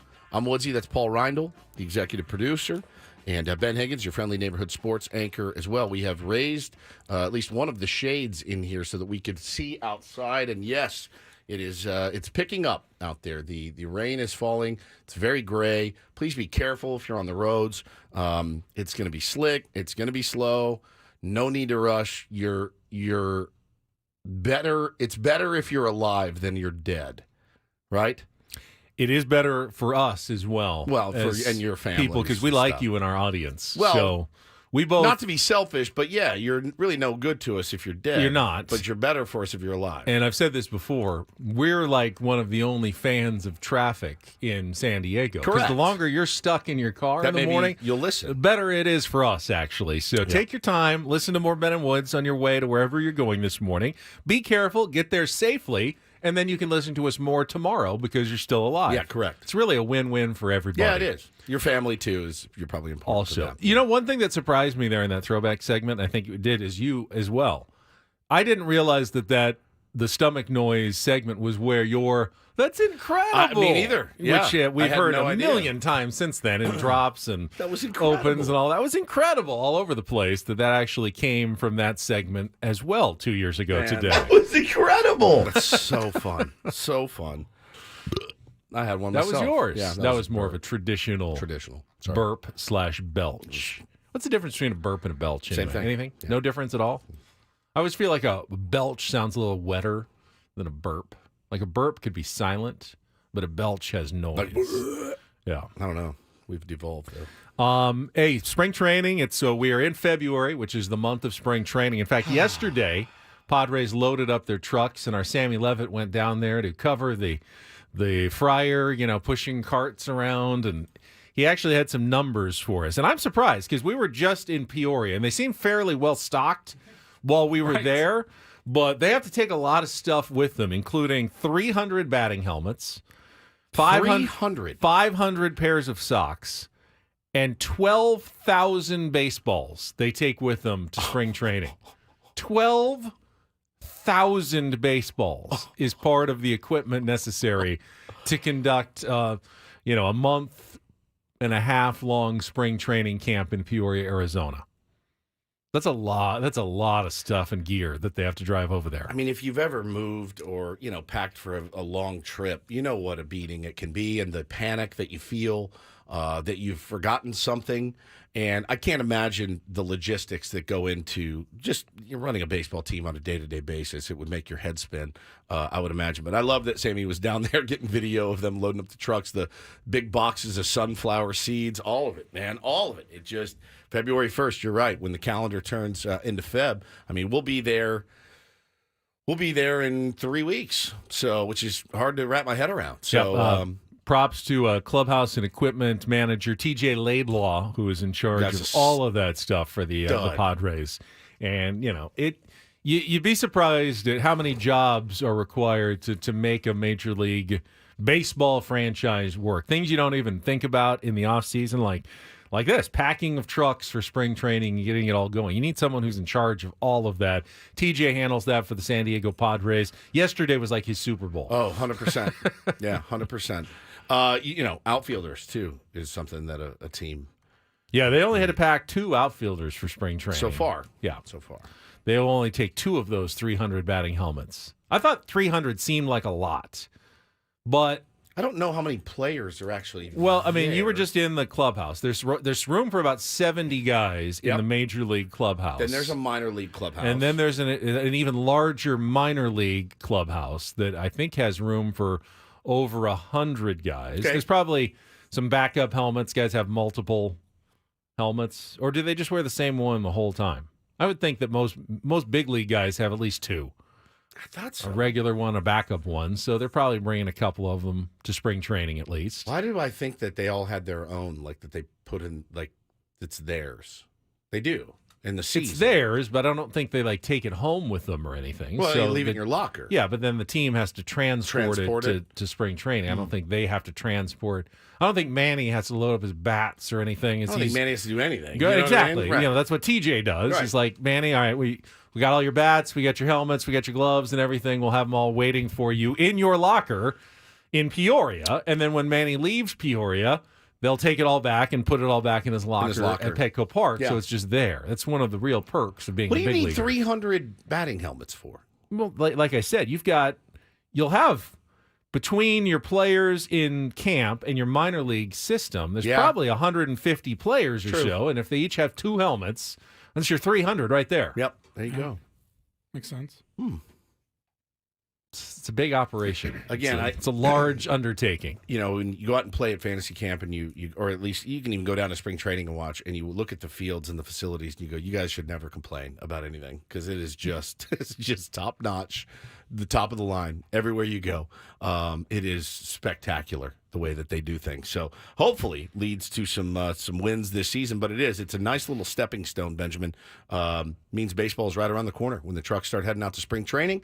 Yeah, we're getting our stuff finalized right now, and cannot wait to get out there and watch the boys in action. Yeah, looking forward to it. Glad that February is finally here. Next month we'll have actual real baseball for you here on 97.3 The Fan, starting with the 2 games in Korea, and then whatever goes on between Korea and the start of the Padres season, and then, of course, the home opener against the San Francisco Giants. Exactly Is it March 28th, right?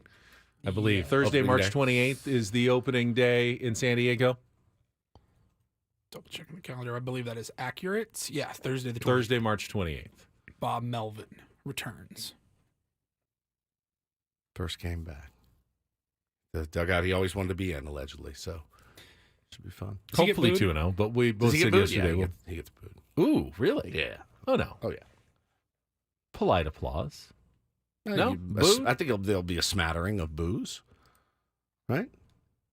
I mean, everybody gets a smattering, but I think for the most part... Will you hear it? Yeah. Yeah, I would say polite, but not thunderous Introducing applause. the lineup for the visiting San Francisco Giants, Right. as read by manager Bob Melvin. Ooh. Yeah, I think so. I think there's more claps than boos. Really? I'll clap for him. I like Bob Melvin. Even if you didn't like Bob Melvin, clearly he's a good guy, and I mean, he's a giant, so I don't think he torpedoed the Padres in any way. I mean, he's a giant now. If it all went down the exact same way here, and he ended up leaving to, I don't know, manage the Cubs or something. There's a would he difference get booed though. Then So they'll Is it announce just the rivalry? Yeah, do you root for Dave Roberts when he comes? I'm not Of course saying I'm he does. rooting He's a good for. guy. I'm not saying I'm rooting No, for but Bob like Melvin. you clap for But Dave there's- Roberts. You do a great job. There's a difference on opening day, before a game has been played, and the lineups go out onto the field. I feel there's no reason you can't give some polite applause to a former member of your organization, even if they're lining up for the other team. Now, if he goes out in the 5th inning and is screaming at umps over a call he disagrees with Then the you boo. Padres way, go ahead. Then you boo. That's part of the action. That's part. He's now at that point. He's the opposition. He's the enemy. But when he's just already the enemy when you put the laundry on. I think when you're lining up though for the opening day introductions, it's okay to give some polite applause. Johnny says to a former player. John says he'll boo while clapping. I'll do the same thing. Boo. Boo. Kind of and what you can actually do, it's kind of a half-assed boo, like boo. Yeah, he'll get boos. He'll get boos for sure. Then again, with the players that haven't been on the team, I don't know that there's not. You don't politely applaud. No. Like, I don't know. Jung Ho Lee. Yeah, No. he's just the opposition. Look, Kyle Harrison. No, absolutely No. not. But I'll clap and boo. For someone who spent some time in your organization, I'm okay with a polite cheer the first time he comes back. I'm gonna give it some time, and then maybe he'll get a nice ovation when the Giants are out of it or something. You're waiting for them to be out of it. To be out of it. If they're out of it, they could have a good thank year you too. for Yeah, taking Appreciate your it. lack of success somewhere else. Good We riddance. really do appreciate that now. 100%. 100%. So Bob, of course, is mostly known for his time with the Oakland A's. And I'm pretty sure he's still happy he got out of Oakland. That situation looks really, really bad right now. I honestly don't know that I've ever seen a worse situation in baseball in my 48 years on the planet. Have you guys? They're going to play one last season here in Oakland. Not here in Oakland. We're in San Diego. Here in Oakland. We're in San Diego, California. Lame duck season in Oakland that you can't imagine there's going to be any positive vibes for any of the home games. Minimal crowds, mostly filled with opposing fans, but just a bad vibe the whole way. But then after next season, the 2024 season, their lease expires at the Coliseum. And there's no negotiations right now to keep them there. No one really wants them there. I don't think the A's really want to be there. But their options are, and Jeff Passan wrote about this, and I thought it was fascinating. So they have a couple of options. Sacramento has kind of floated their AAA ballpark. Salt Lake City has made a bit of a push. They want to show that they can be maybe a major league city someday, and at least part of Salt Lake City is pushing for the A's, and they're building a new AAA ballpark that could possibly be their home for a couple of years. But for John Fisher, the owner, his problem is if he leaves Oakland, he loses his $70 million a year TV deal. Even if he goes to Sacramento, you leave the city limits, essentially, that TV deal gets canceled. That's unreal. And he loses out on a significant portion of his team's income. Because remember, he's not really getting anything in terms of tickets, concessions, jerseys, nothing like what the Padres and other more successful teams are getting. That is actually a significant part of their revenue. Crazy that he gets $70 million in TV revenue. Now he's not paying almost nothing in his salaries for players, but he's also bringing in almost nothing. And if he doesn't have that TV money, it's going to be a very lean next few years for the Oakland A's. Even if they sell out a 10,000 seat AAA ballpark, that's the most you can possibly get is 10,000 people. And I don't know that there will be passion for Oakland A's baseball in Sacramento or Salt Lake City, knowing, do you really want to get into a team that is going to be, gone in 3 years? Are you really going to go down that road knowing they are, no matter what happens, they're leaving us in 2 or 3 years when their Vegas ballpark gets built? This is like the whole scenario of how this has played out, Ben, is like something a 12-year-old would do. I mean, really, like this was not well thought out. No, this wasn't a well thought out plan at all in the slightest. These are all things, in my opinion, that should have been signed off on, or logistics that should have been figured out before 29 other owners unilaterally said, sounds good, bud. Let's do it. Let's get you out to Vegas. It doesn't make one bit of sense at all. And, Oakland's telling them, yeah, man, I mean, good luck. If you leave here, you're not, that's $70 million that guy's going to have to lose if he goes to play somewhere else. And what's he got at most? He's got one more year in the Coliseum? One more year. One more year. And so he'll get his 70 this year, He right? will. He will.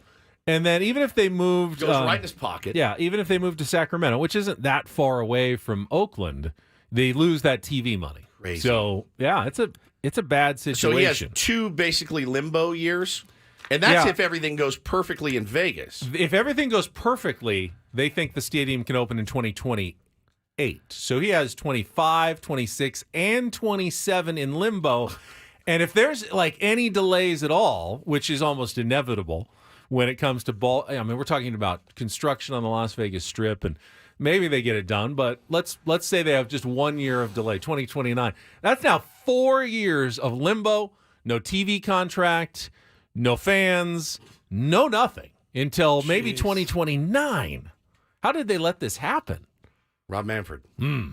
It's a black eye on baseball. But nothing will be done about it. There's not much that can be done. I feel terrible. I feel terrible for Mark Kotze, who I love.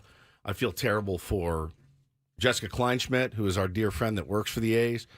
Dallas Braden works for the A's. I mean, those are people that I know, and some better than others. But and then the players. I feel terrible for the players. Absolutely horrible. You're a big leaguer, and that's the life. I understand they're going to make a lot more money than all of us. I do understand that.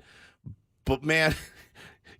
You look across the road at San Francisco and how they're treating their players. You look down in San Diego and see how they're treating their players and where they get to play. You look up in L.A., see how they're treating their players. And then you're like, What the hell is this? I mean, it is such bush. It's such bush league. The behavior. A's are like that cheap team in the movie Moneyball. Yeah. Which one? The was A's. Oh yeah, that's right. Yeah, exactly.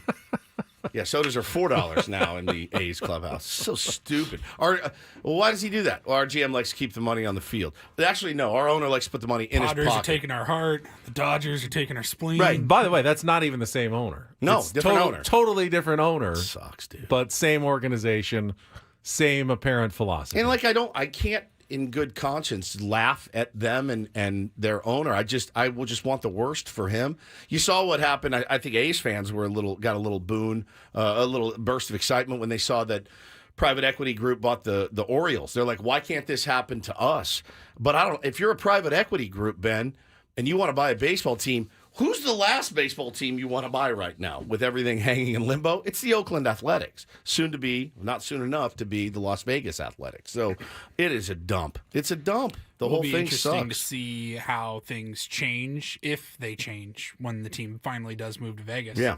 I mean, the Raiders were still always the Raiders when they were in Oakland. Yeah. But they played in a dump, same stadium. Imagine pulling 160, 100 or 81 home games. It's 117 degrees. Are they playing in a dome? Yeah. Is they building a dome there? Yes. A retractable? It will be some sort of domed, covered stadium. In a town full of there's some locals there, certainly. But, I mean, to fill that ballpark. And then what's your excuse when the ballpark doesn't fill because you haven't put any money on the field? Are you now going to go out and spend $300 million or $300 million bucks on players and stuff like that? Is your payroll? It's possible in football when there's only 9 games or whatever, and you know that if the Packers are playing on the road in Las Vegas in the middle of December, half of Wisconsin is getting on a plane and going on a vacation, and they're going to go gamble, and they're going to go stay in the hotels, and then they're going to go watch their favorite team play. But it doesn't work in baseball like John Fisher has said in interviews his plan is to have a payroll around $170 million in Las Vegas, which would be in slightly 4 years, which right now would be a little above the average. That's in 4 years. Right now, though. the average payroll is about about 165, which would be a huge improvement for them right now. But still, it's only he's expecting like an average payroll. We're going to be 52 years old, 53 years old maybe, before we see the first pitch in Las Vegas. I want to open our phone lines here. I want to hear we're February 1st. It's a baseball month. I want to hear Padres fans and where you stand on where the team is. Obviously not a finished product yet, but confidence level going into this season. We heard what Jake Peavy had to say about the Padres a little bit earlier. Do you share in his optimism for this team? There are optimists out there for the San Diego Padres. Give us a call, 833-288-0973. Some Thursday phone calls, very throwback of us. 833-288-0973. Back after a check of traffic here on 97.3 The Fan.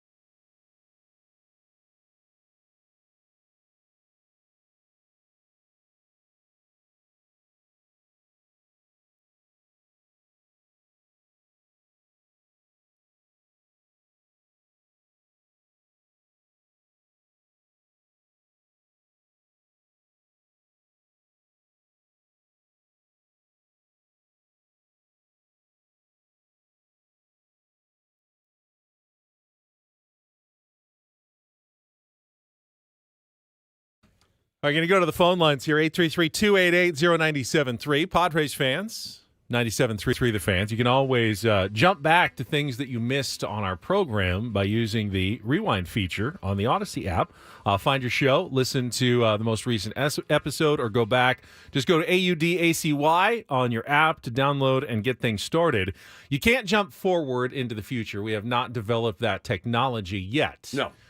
However, if we did, and you jumped forward to 9 o'clock, we might have some news coming your way at 9 o'clock this morning that I would imagine a large segment of our audience will be interested in. Couldn't agree more. Have I said too much, or is that the right amount It's to the right say? amount to say. Now shut up. And now you just move on. Don't give anything else out. Correct. No other tidbits. No other Can I say what tidbits. it's not? No. I can't even say what it's not. Nope. I wouldn't even I know I say- can't I say would what it just is. Shut up and Just move on. I will turn your mic off. All right. keep it Fair enough. going.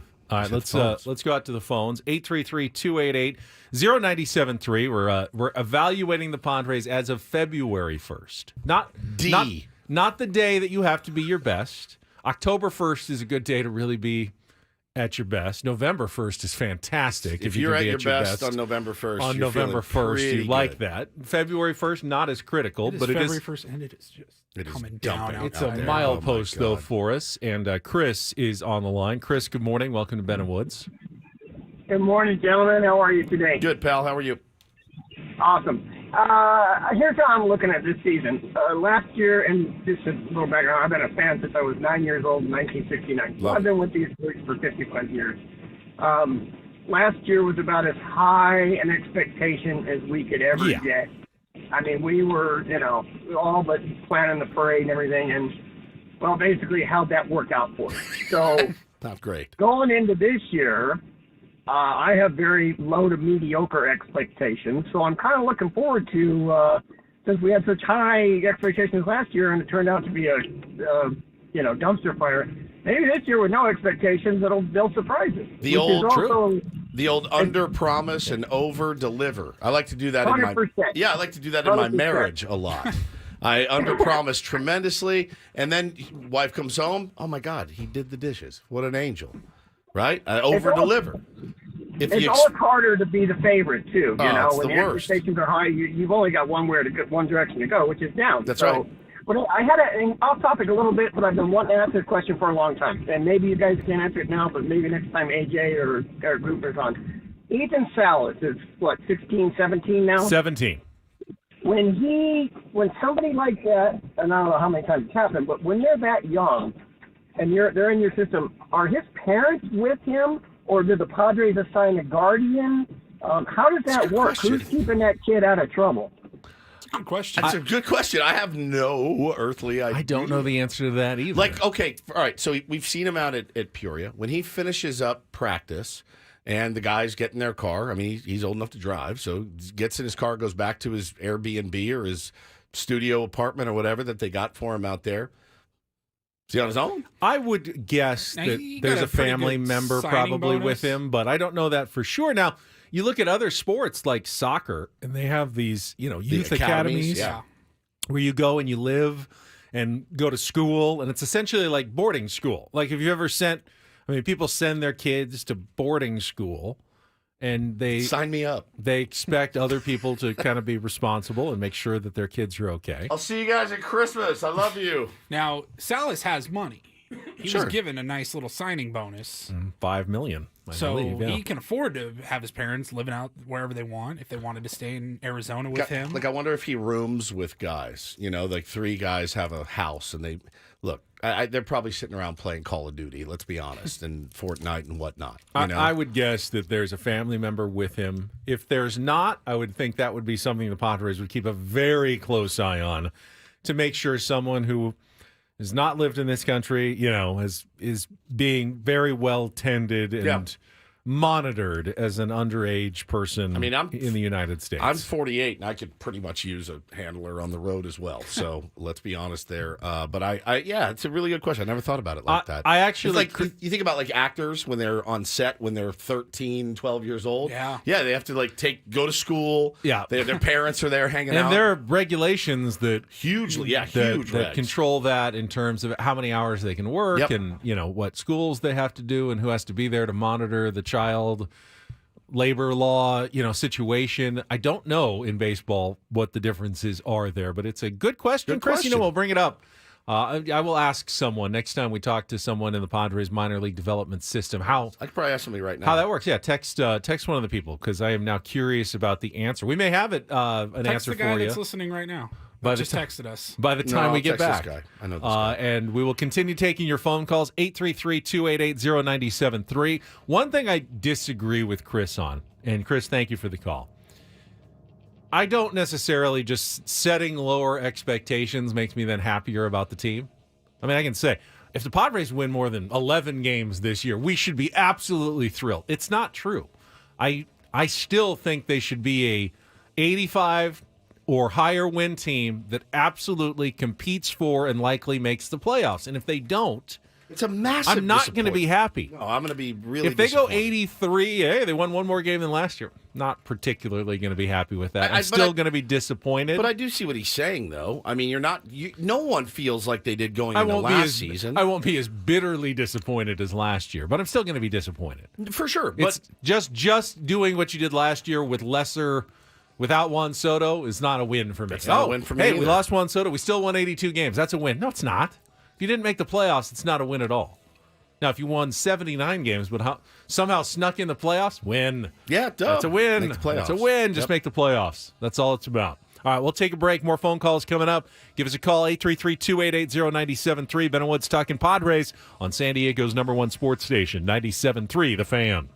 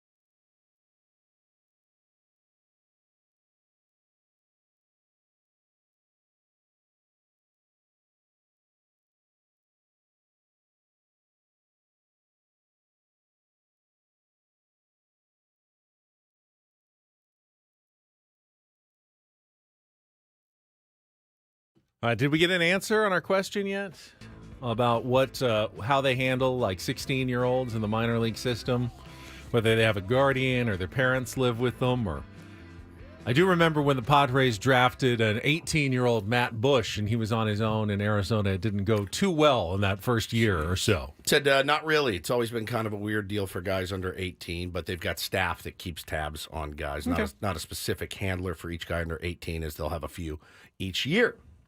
Yeah, I mean, millionaires under 18, I would not have done well at all.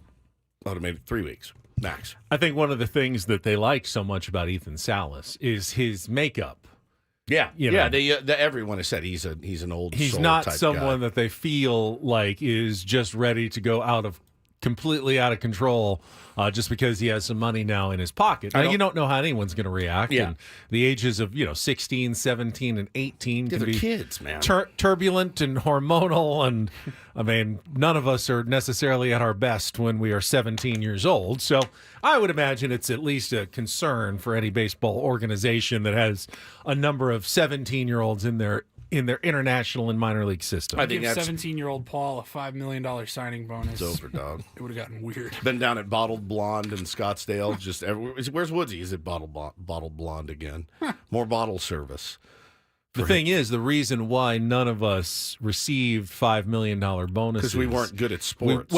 Yes, but the kind of dedication and effort that goes into getting to that level kind of means you're not necessarily the kind of person who is just looking for things to fool around with and get in trouble with the second you get that money. I played high school ball with a guy that got drafted in the 3rd round, made it to the show for just a cup of coffee, but by far the best baseball player I've ever been on a team with. And we would have somebody would be like, oh, my parents are out of town. Everyone's coming over Friday night. You can just stay the night. We'll hang out. He'd be like doing push-ups at midnight just because that was part of his regimen. We're all just sitting there stuffing our face with junk food. And he's working out. And we're like, F this guy. Who invited Ryan? Yeah, guy made the show. Yeah, made it to the show. Built a little differently, for sure. All right, we're going to get back out to the phone lines, 833-288-0973. First, quick check of traffic here on 97.3 The Fan. From the 97.3 The Fan Traffic Center, here's Kelly Danick. Guys, considering we've got some very saturated roadways all around the county, we could do a lot worse. Maybe a lot of folks did decide to take our advice and work from home. Just a few things to mention here. Northbound side of the 805 before Main Street, there's a collision involving a couple cars. They're in the center divide. Also, this solo spin out on the Fairmont Avenue on-ramp to West 8, North 15. Northbound 5, an accident right at the 78, 2 cars over the right shoulder. And we've got this crash on Twin Oaks Valley Road on-ramp to eastbound 78. I'm Kelly Danick with Ben & Woods, San Diego's #1 sports station, 97.3 The Fan. All right, let's go out to Edward, 833-288-0973, joining us here on 97.3 The Fan. Good morning, Edward. Good morning, guys. Hey, buddy. Listen, they're still wringing their hands about this outfield positions that we got here. There's an elite defensive outfielder still on the market out there. He played all 3 outfield positions. He had $261 last year. He only made $1.2 million, and he's a left-handed hitter. If you play him every day, I saw him play 4 or 5 times last year. He's still got his wheels. He'll get you 20-plus stolen bases.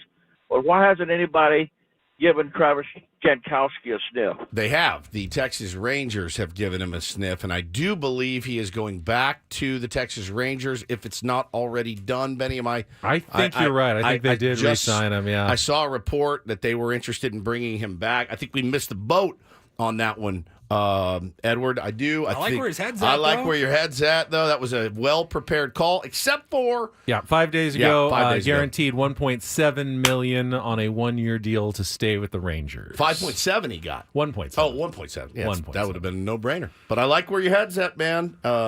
That's the kind of player that this team should be going after, to be honest. I don't know that he was going to...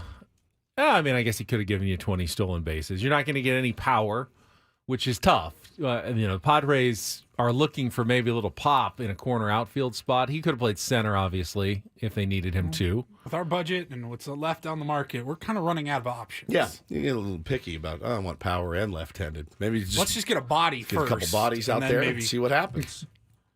But I liked his thinking. I did even too. Though their team has already jumped in. Let's go to Carlos next up with Ben & Woods. Good morning, Carlos. How are you? Hey, good morning, guys. Two things. One, I'd like to see Tommy Pham back. Yeah. I know you guys were talking about that yesterday. I know Tommy. Well, one thing I'm not sure if you guys knew, but there's a video where Tommy Pham was defending the slap to Jock Peterson. Oh, yeah. Saying that the reason he did it was defending his teammates who were the Padres. Yeah, 100%. We talked about it when it happened, and, was it a little bit unhinged? Yeah, it's a little bit unhinged, but this team maybe needs a little bit of unhinged behavior out there. He's certainly not going to back down from anybody. We know that. And he's had a nice little resurgence, since he left. And then I was thinking about, I'm not sure if you guys talked about, but Trevor Bauer. I think that guy needs another chance. So here's the thing with Bauer. I know he did, excuse me. I know he did an interview recently, and I watched some of his interview. He was on WFAN in New York, I believe. And it's such a delicate situation with him. He brings with him a circus. No matter if you believe him, if you don't believe him, Trevor Bauer brings Before a circus. any of that stuff Before happened. any of it happened, it was a circus. It was a circus. So the thing, man, that kind of snuffed that out for me was he's like, there were 4 pending. There were 4 cases, and there's still 1 pending. There's still another victim, potential alleged victim out there with a pending case against Trevor Bauer. I don't know that you want that kind of attention or that kind of personality in your already fairly delicate clubhouse. Here's how I view it. From what I've heard, it's not something the Padres are going to do. There's no way we're going to talk them into it as fans, so there's really not much of a discussion to be had. Will he ever get a chance with another team? I'm not sure. There doesn't seem to be much of an appetite around Major League Baseball right now for a Trevor Bauer return. I am always in favor of trying to help people be better versions of themselves, and he's talking the game about somewhat, a little bit, yeah. And then that's a start. Now, if you live the game for a while, like show me like 2 or 3 years where you are really like walking the straight and narrow, and there's no controversy surrounding you, and you've done and said the things you said you were going to do, you're going to do. Yeah, I'd consider at that point, giving Trevor Bauer another chance. But right now, I feel like you'd be taking a really big chance, one that could actually do more harm to your organization and your culture than would help you on the field. And I think, again, when you look around he also didn't pitch that well last year in Japan, did he? It was okay. It was okay? Okay. But I when you look around baseball and you see teams that are so desperate for starting pitching, and the fact that his name is rarely mentioned with any of those teams, again, there was a reason MLB handed down the suspension that they did. It's the longest suspension in history, I believe. And, there's things that we know. There's things that we don't know. There's things that we speculate on. But when he, from his own mouth, said, yeah, and I've got another pending case out there, done. That's it. Then you can't have it, man. That's the other part of it is people think, I don't know why, they think that Major League Baseball, the NFL, they're out to get their players and suspend them for as long as possible. I promise you, if MLB investigated and truly found nothing, they would love nothing more than to say, hey, we looked into this guy and there was nothing wrong. I mean, everything that we looked at, nothing was true, and so we are happy to clear him and bring him back joyfully to Major League Baseball and enjoy his talents again. You don't just suspend someone without evidence and cause. Yeah. That doesn't do you any good in your sport. Yeah, it's a bad look for your sport. Yeah, exactly. Right? But I mean, remember the Clevenger situation that happened as well, and it was gnarly too. It was really gnarly. You know what? They investigated and they didn't suspend him. They didn't find or couldn't corroborate or whatever what it was. He's out there. I mean, look, if I had to take my choice between the two, I'd go Clev over Bauer, but I don't think either of them would be a good fit here as it stands right now. Tommy Pham, of course, you say, that intensity, he's got that edge to him, had the whole fantasy football, controversy with his team. Well, he doesn't like Jock Peterson, and I like that. Now, would you let Tommy Pham into your squares pool that you're now doing on our chat? I just give him my money now. I would just give him my money. See, Tommy Pham would come in, and he would smack you for what you just said during the break. You were asking me You're asking me what numbers should I pick for my Super Bowl squares? squares? The best ones. You have a mind like that. You don't get to pick your own numbers in Super Bowl squares. The whole point of Super Bowl squares is it's randomly assigned. Does anyone not realize this? If you're doing a Super Bowl squares thing, don't put the numbers in. You put the names in the boxes first, and then once the names are all in, you randomly draw the numbers. Because if you're doing Super Bowl squares, let's say it's $5 a square, and you look at the board, and all that's left is 2-5 or you're not getting those. You're not buying those. You're going like, I'm not buying that. I've almost no, unless there's a safety somewhere, I can't win the first quarter. I mean, it had to be like 42-35 for me to even have a chance at winning. Yeah, everyone wants 7-7 and 7-0 and 3-7 and 1-4. Oh yeah, I can do that. 21-14. No one wants 2s and 5s and 8s in their Super Bowl squares. Well, so you can't put the numbers in first. Tommy Pham would go, I'm not doing this pool. This pool is not being run correctly. Yeah, he would smack. I'm not running. All I did was sign up for the whoever set this up. I think it was the Guzinator.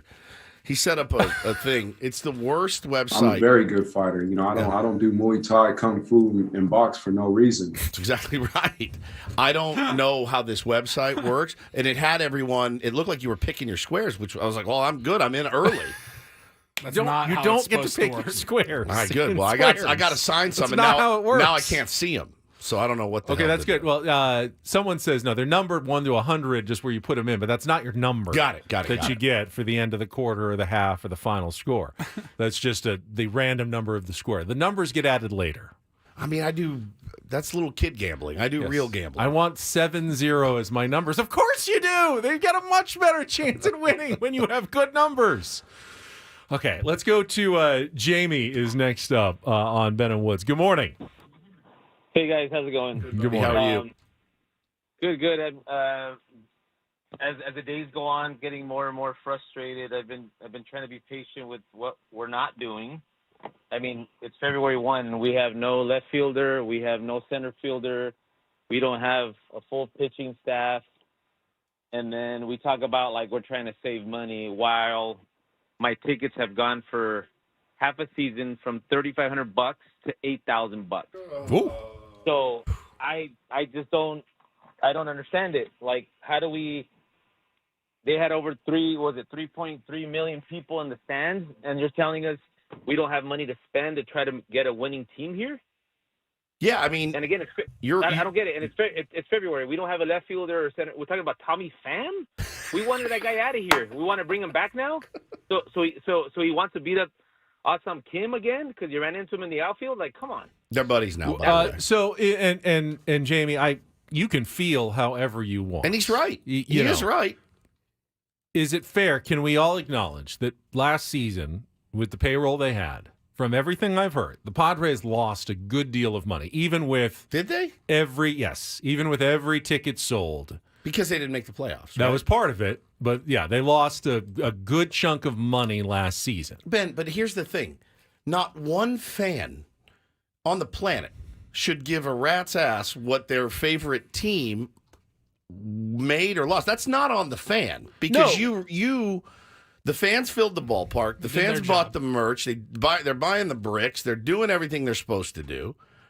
Listen, you cannot. I'm just saying you can't continue to just keep increasing payroll as you're losing more and more money every year. Correct. Like some teams do it, and what's the luxury tax that Cohen's paying in New York? $140 million. I mean, it's insane, or whatever it is. The fans have done their part. They have absolutely done their part at Petco Park. They're rabid for this team. They buy the merch, they buy the beers, the hot dogs, the whole thing, man. I see his point, and as somebody that spends, hey, I was spending $3,500, now I'm spending $8,000, and we don't have a roster. Yeah, I get why panic is setting in. I get it. I think it's fair, but I also think, hey, man, it's not done yet. That's the only bit of solace I have is I still think there are moves that have to be made. They have to. They don't have a choice. It's not going to be Cal Mitchell and Sugar and Tucupita Marcano out there with Fernando Tatis Jr. It's just not. And I think I hate to say the wait and see approach, but that's really the only thing you can do. So right now in their actual 2024 payroll, according to Spot Track, and the luxury tax number is much higher, but the actual payroll outlay this year, Padres are right about league average. $158 million is the league average. They are, well, actually, they're spending almost exactly the same right now as the Giants, the Diamondbacks, and they're spending a little bit more than the Rockies. But those teams are all four in order. Yeah. So they're spending, other than the Dodgers, who are now spending pretty much more than anyone. Sure. They are spending the same as their other division rivals. Not more, not less at this point. And I think, obviously the other thing, too, that now the Padres are in a smaller media market than San Francisco, Denver, or Phoenix. Are all much larger media markets with bigger TV deals right now. Well, just say TV deals. Or TV. Just TV deals. Arizona also is actually in the same boat? Boat as the Padres, but they're in a bigger market. Yeah, they have to figure out the TV, obviously. And so, I know that's got to sting, man. I was a season ticket holder before too. It stings when they take that money out of your account and the team's not playing well and seemingly guys don't care sometimes. It feels a lot more personal. It does when you're a season ticket holder. So I totally get his frustration. And the only thing I said, like, we have to see what this roster looks like on February 26th or whenever it is. That's the only thing that gives you a little bit of solace is they're not done yet. They don't have a choice. They have to be active in the next couple of weeks because they got to get this thing filled out. And I think they still have room to be active. I think so too. And add to that payroll before the start of the season. Yeah, man. And I also think, they're going to have to be creative. And I bet you anything they're working hard on being creative right now and try to pluck some outfielder from another team. If they do add a little bit to, stay under the even if they stay under the luxury tax, but add another $20 million, they'll be spending about the same as the Red Sox and the Cardinals, which seems like a good spot for the Padres to be payroll until you hear that the Red Sox are not spending any money at all this year. They're still spending top 10. Right. All right, that's Reindl Report. And, big announcement coming up after the break. Oh, yeah.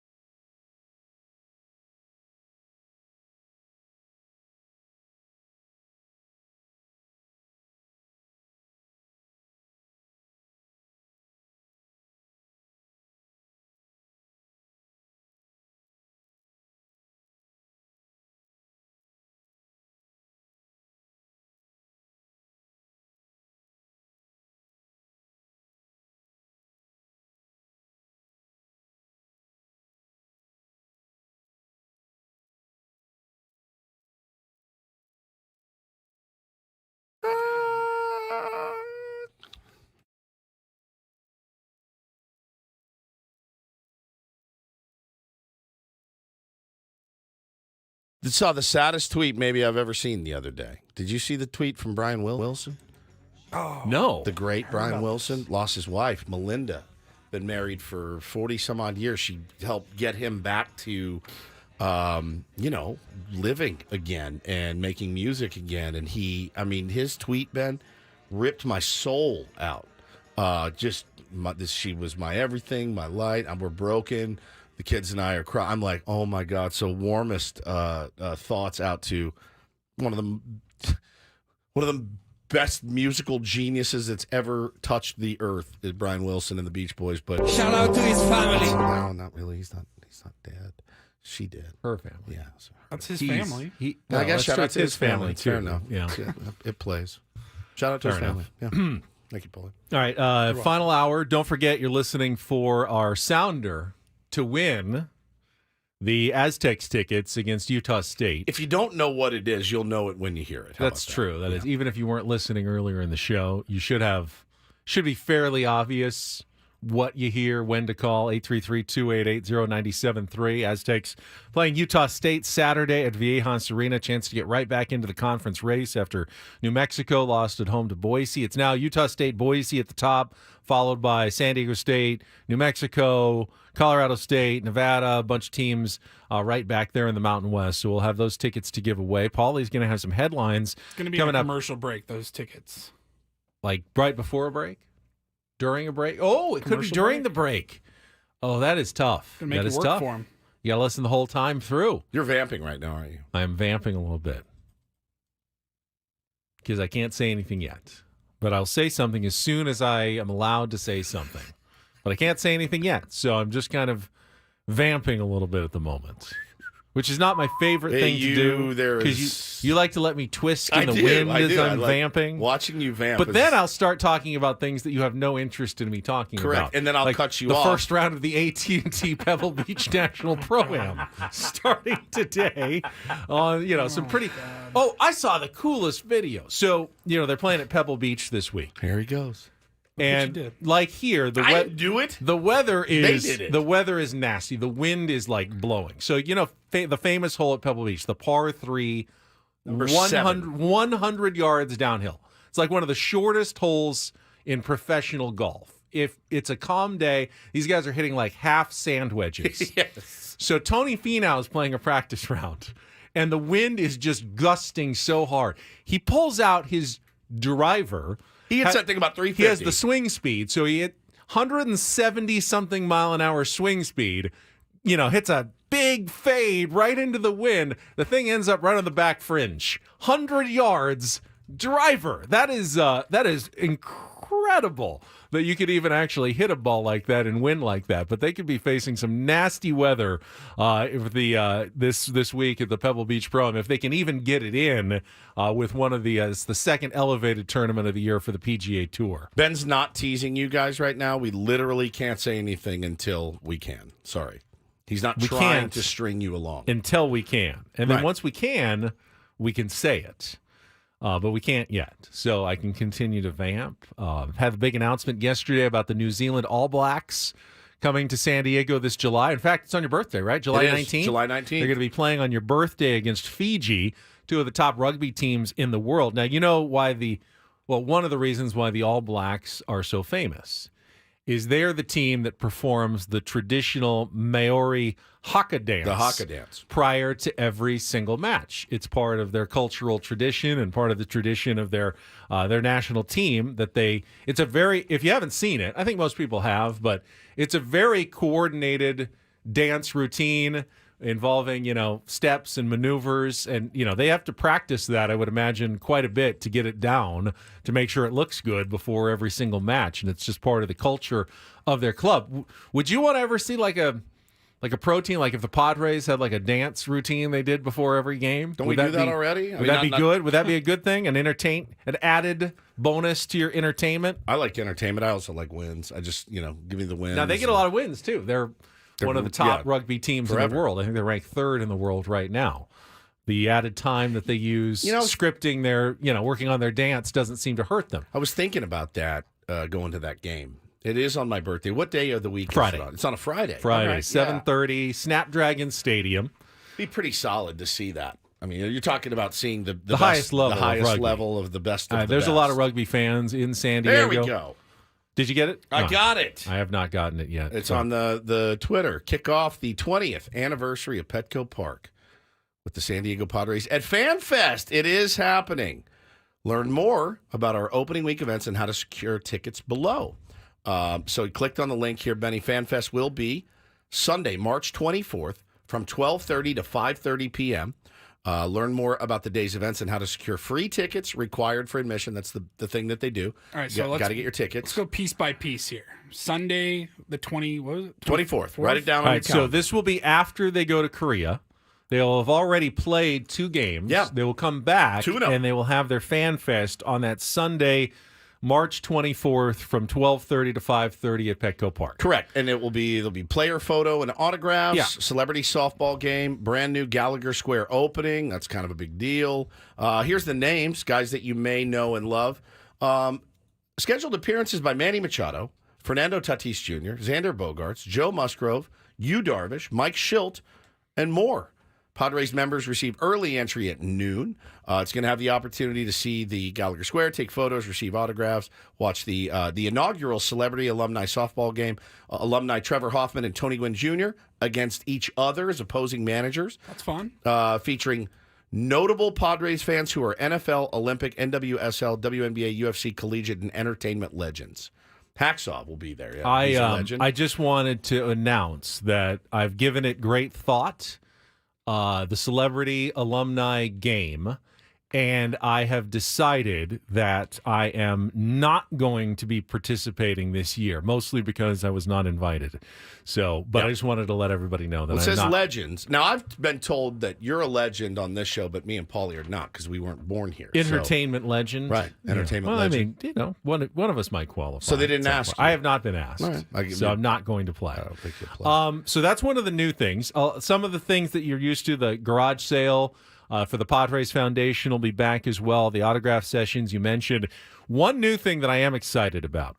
So because this is so close to the season and they've already played some games, they're going to try to be staying fresh. So there's actually going to be a workout on the field at 3:30 where the players will be, practicing, taking ground balls, BP, I think, fly balls, things like that. But during that workout, while the players are on the field, apparently Mud is going to be going around and talking to the players and doing like Q&A and interviews during the workout that is happening on the field at FanFest, because like other FanFests have happened before they even went to spring training.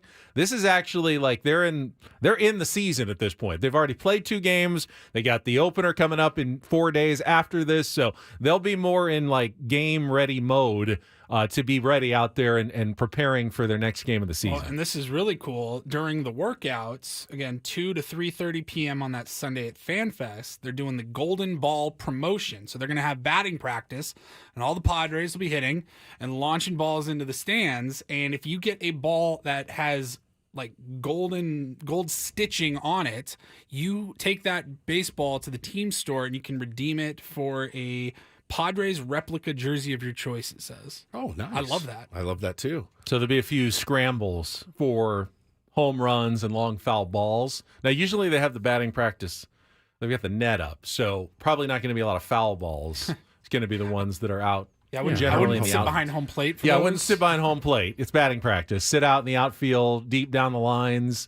There'll be good places to try to get those golden balls that you're going to exchange for replica jerseys, which will be a fun element of FanFest this year. Save him saying golden balls. Also, I think we are going to be broadcasting live from there, is what I was told. The wheels are in motion for Did that last year? Yep, Was which incredible. was a blast, dude. It So was much fun. insane.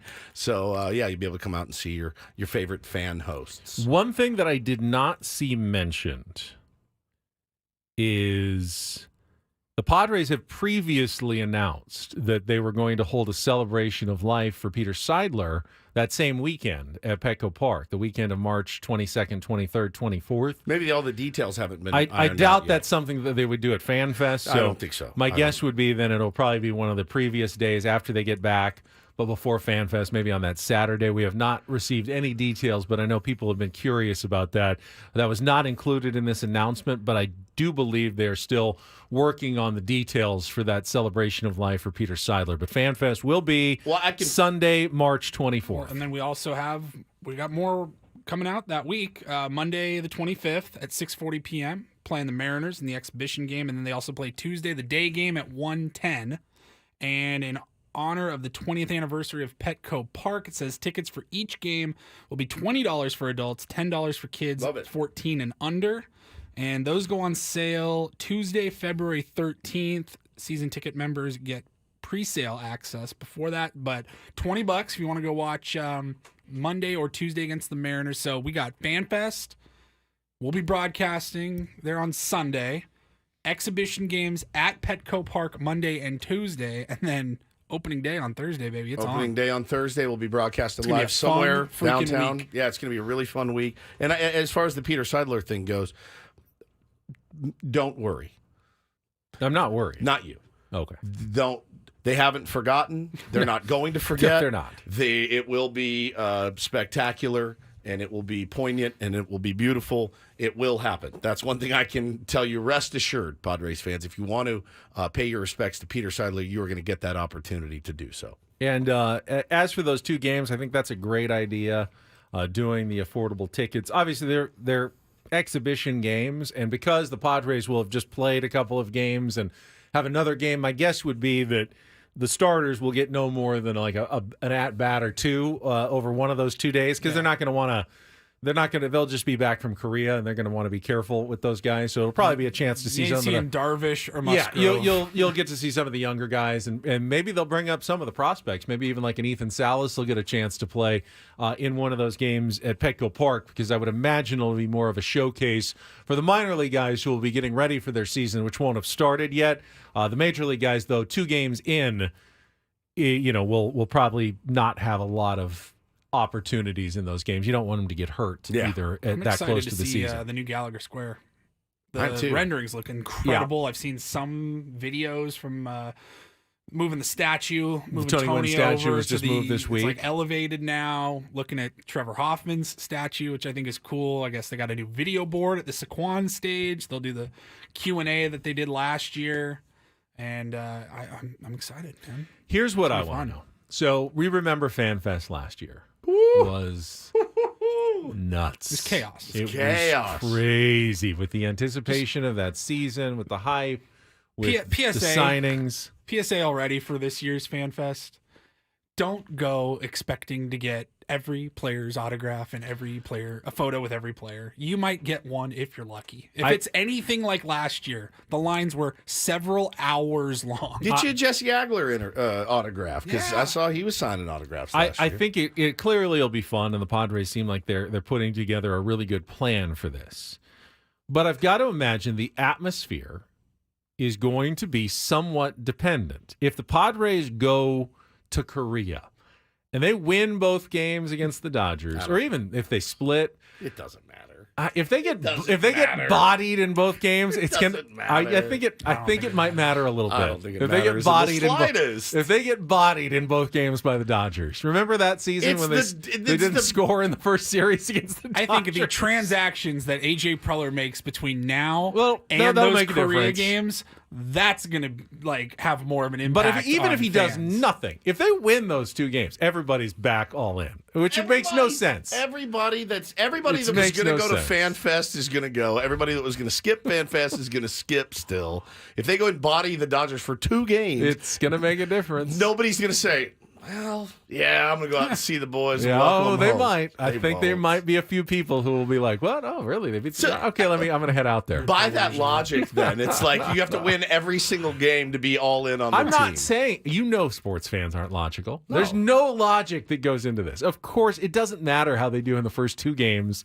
We'll have very little impact on what they do over 162 games. I'm just saying, sports fans aren't that logical. I bet they're hoping that they come back with a win or 2. I mean, obviously, they're hoping they do. But it might affect the mood just a little bit at FanFest on the day, two days after they get back from Korea. I can't wait for FanFest, dude. Oh, I of had course. such a great time last year. It's going to be fun. I like that it's obviously it's a little bit different for the Padres and the Dodgers in particular with the Korea series. I love having it closer to the season. Me though. too. It was fun last year. I had a great time. What was I the think lag? It was like the end of January or the very beginning of It February. was it was like a week or two before spring training even Which started. I get it. It's kind of like a little send off for the players before they go out to spring training. But man, I think it's much better. Personally, I enjoy it more having it right up against opening day. Yeah. Within a week, you get excited at FanFest, and then before you know it, Wednesday night rolls around, and you're getting ready to plan your opening day on Thursday. Cannot wait, man. Cannot wait. So that's here. It's right around the corner. So good to have that. There were a lot of people that thought the Padres were going to boot or punt FanFest this year. It's not happening. It will happen at Petco Park. And again, the date is February 24th. Make sure you go get your tickets. They're free tickets, but you got to sign up and get your tickets. I think 4 per person. So, yeah, go get that done today. Padres.com.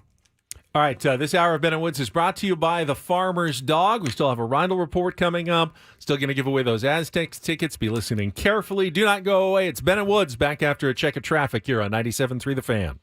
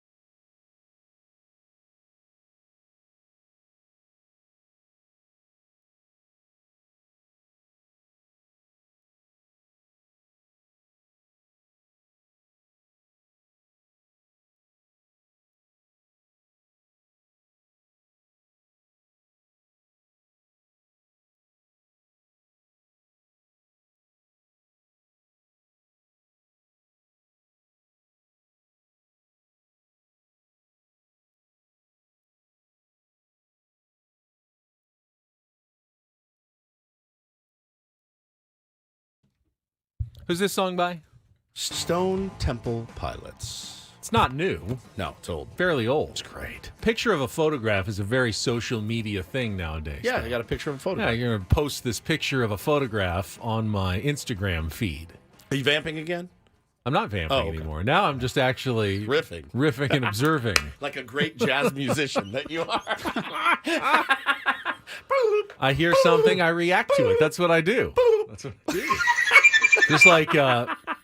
Just like our winner in the break heard my vocal stylings, my stomach stylings, and called in and won the Aztecs tickets. Who was our winner? Luis. Luis, congratulations. You're going to Saturday's it's huge. Aztecs Utah State game. Tickets are on sale at goaztecs.com. Make sure you sell that out. Make it hostile for the Aggies as the Aztecs try to climb back up within a game of first place in the Mountain West, get back on track. But congratulations, Luis. He wins it. Everybody else, sorry. I think listen to Annie and Elston and Gwen and Chris will have tickets to give away as well. No, man. I'm pretty far from okay. The guy screaming in agony after he's been shot in the belly. Step aside, I don't think it was a little below the belly. I don't think it was the belly. Okay? South of the equator. A little south there. of the belly. Yes. Somewhere around there. I think that would hurt. It's a great actor. That's a great You hear me talking, hillbilly boy? I want to play that drop for Foster every time he calls in. You hear me talking, hillbilly boy? This Ving Rhames is so good. I think we've talked about it before. When I was watching that movie, I was like, this movie's badass. I mean, it's got everything I'm looking for. And then that scene happened, and it was like you took the wheel. I was going 95 miles an hour, and you just reached over, grabbed the wheel, and yanked me off the road. And I just was staring at the screen going, why is he in a box? Does he live there? They just keep him there? Do they know? Do they do this every day? Do they have people in and bring him downstairs? Why is that guy in a box? How did he get there? What happened to him in his life that made him be in an all-leather suit and live in a box? And they bring him out when they want to abuse somebody. I ain't through with you by damn sight. I'm going to get medieval on your ass. Who thinks of the Gimp? Like, who in their mind was like, here's what I'll do. Quentin Two guys, Tarantino. one guy works at a pawn shop. The other guy just hangs out there all day. Down in the basement, though, they've got a guy. Zed. Yeah, Zed. Yeah. They have a guy down in the box. Baby. They have a guy down in the box. The Gimp. And he just lives down there. Yeah. I'm sure they take care of him and feed him. And little sandwiches and stuff in there. I would think. Little Debbie's. Some like playtime, during the day. Oh, my God. Some sort. How do you what kind of depraved? I have a pretty depraved mind. That would never even enter my atmosphere. I got to read up on that. That's a good rabbit hole right there. Like, how'd you think of that, you absolute creep? You hear me talking, hillbilly boy? Gets me every time. I had to talk to our hillbilly friend yesterday. Yeah, you did. Oh, Paulie's in the chamber, by the way, Benny. Did you hear this? No. Car troubles, man. He had to call. He had to call our buddy Foster, who was in the car business for many, many, many years, and very, very adept at dealing with used car salesman.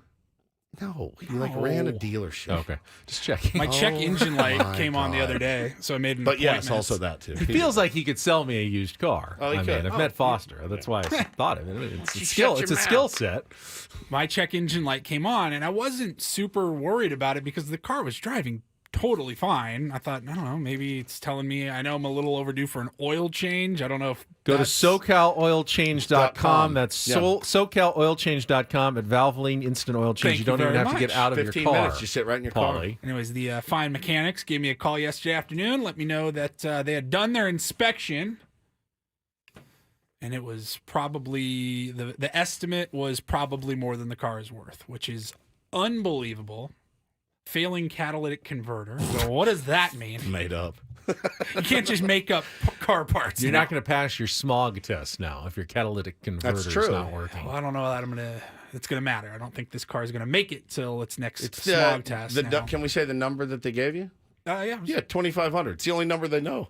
It's the only number I get every time I go. Is that the only number you guys know? 2,500? That ain't happening. Here This you go. car, dude. Turds. It's the only number. 2,500, man. Oh, all right. It's an Sounds oil good. change. Put it on my debit card. I added windshield wipers. Yeah. 2,500? Can I get an air freshener too? Yeah, No, 2,500. It's the only number they got. So, I dude, swear to God. I was just in the blender yesterday. Yeah, it almost makes you want to mad cry. I mean, this car is paid off next month. I drove this thing off the lot in 2018 or whatever it was, and it is paid off, almost paid off. And of course, this happens. I don't know. Somebody was like, "Oh, it could be under warranty still." Usually, it's 100,000 miles, but come on now. My buddy that works at a dealership said some catalytic converters, like, oh yeah, it could be like longer it could be warranties, 120, yeah. and if it was 120, I'd be safe. But regardless, I'm like, I'm taking that 2,500. That's gonna have to be a down payment on a new car. On a new whip. What's the highest mileage you've ever gotten out of good one question. of your cars? Not much, I've gotten to like 175,000. I think I got to like 140, and I think I panicked and I think was my like, all right. mom's car that she had when I was a kid, we got it to like 160. I've been told you get over like 120, you pretty much have to put a lot of money into redoing everything, and if you do, you can make it last another 100,000 or so. But you have to put a lot of money into it at that point. I told you guys, it's timing, right? I told you what happened to me. I leased a car for the first time in my entire life. I've never leased a car. I've always bought a car. Leased a car. The day I went into Mission Fed to what was I doing? Oh, it's when I bought out of my lease to go into Mission Fed and make my very first payment. The day of. I paid my first payment there and set up the auto pay. That day, I got in my car. I started my car. The check engine light came on. It was like somebody at Mission Fed hit a button. All right. How did it know, though? He's in the parking lot. If you had turned it back in, I'm sure it would have been fine. Oh, yeah, 100%. If you had said, no, I'm good, we're done with the lease. He's unlocked. Okay, he's in. All right, hit it. Boom. I was like, you got to be kidding me. Oh, no, he turned it back in. It's our car now? All right, fine. turn it off. There's nothing wrong with it. Yeah, $2,500. It's the check engine light. I'm telling you. Oh, my God, this person said my Lexus RX had 320,000. Wow. That's crazy. Holy smokes, dude. Well, I'm sorry, Paulie. The car stuff. This has 3 cars over 200,000 Dude, miles. and when I'm talking to the mechanic, and I've already seen some people in the chat saying that's way too much. One of my buddies, he works for Range Rover. He's a mechanic, and he goes, first of all, don't pay. If you're gonna get that fixed, don't pay that much. Go somewhere else. You could probably get it done. But I go, what happened here? Because this car is like still getting paid off. I drove it off the lot. Quite frankly, I didn't drive it a whole lot for a couple of years during the pandemic. And I just wasn't driving. I mean, I think 113,000 miles over the course of 5 or 6 years isn't terrible. I go, what? How did this happen? And he goes, I know it's not a great answer, but bad luck sometimes is just the answer. I'm like, oh, okay. Some people have good luck. Matthew says his 99 4Runner has 390,000 miles on it and runs like a top. 390,000. I am so... what's the best car for somebody that drives like I do? Fast, hard, heavy on the brakes, heavy on the gas. I'm rough on cars. I always have been. Somebody said a BMW, but I'm like, I don't want to drive a BMW. They're made for that kind of, but I need something that that I can wear out because I just wear cars out. I've always I had Hondas that lasted a long time, but I don't know if they have the performance you're looking for. I don't need to drive fast. I drive fast. They don't go that fast. Do they go 100? Then that's all. That's as fast as I go. Maybe if you put your foot all the way down to the bottom. I never tried, but I don't know. Oh, dude. I miss. You know what I miss? We got to take a break. But remember when they had the analog odometers and it would actually spin and slowly, like when you get to 100,000, it's 99999 and you slowly turns to 100,000. It felt like a momentous occasion when that happened. Remember when Ferris Bueller tried to take them off backwards by putting them in reverse? I remember when I hit 69,000 miles in my car. It was at 68,500 or something. I'm like, just remember, take a picture. Take a picture of it. Freaking children. Guess who looked down and it was like 69,005. I was not watching. Damn it! Booted. Can't ever go back. All right, Paulie, car trouble and all, still has a Reindl Report for us in our final segment. It is coming up next with Ben Woods here on 97.3 The Fan. Don't go away. 2,500.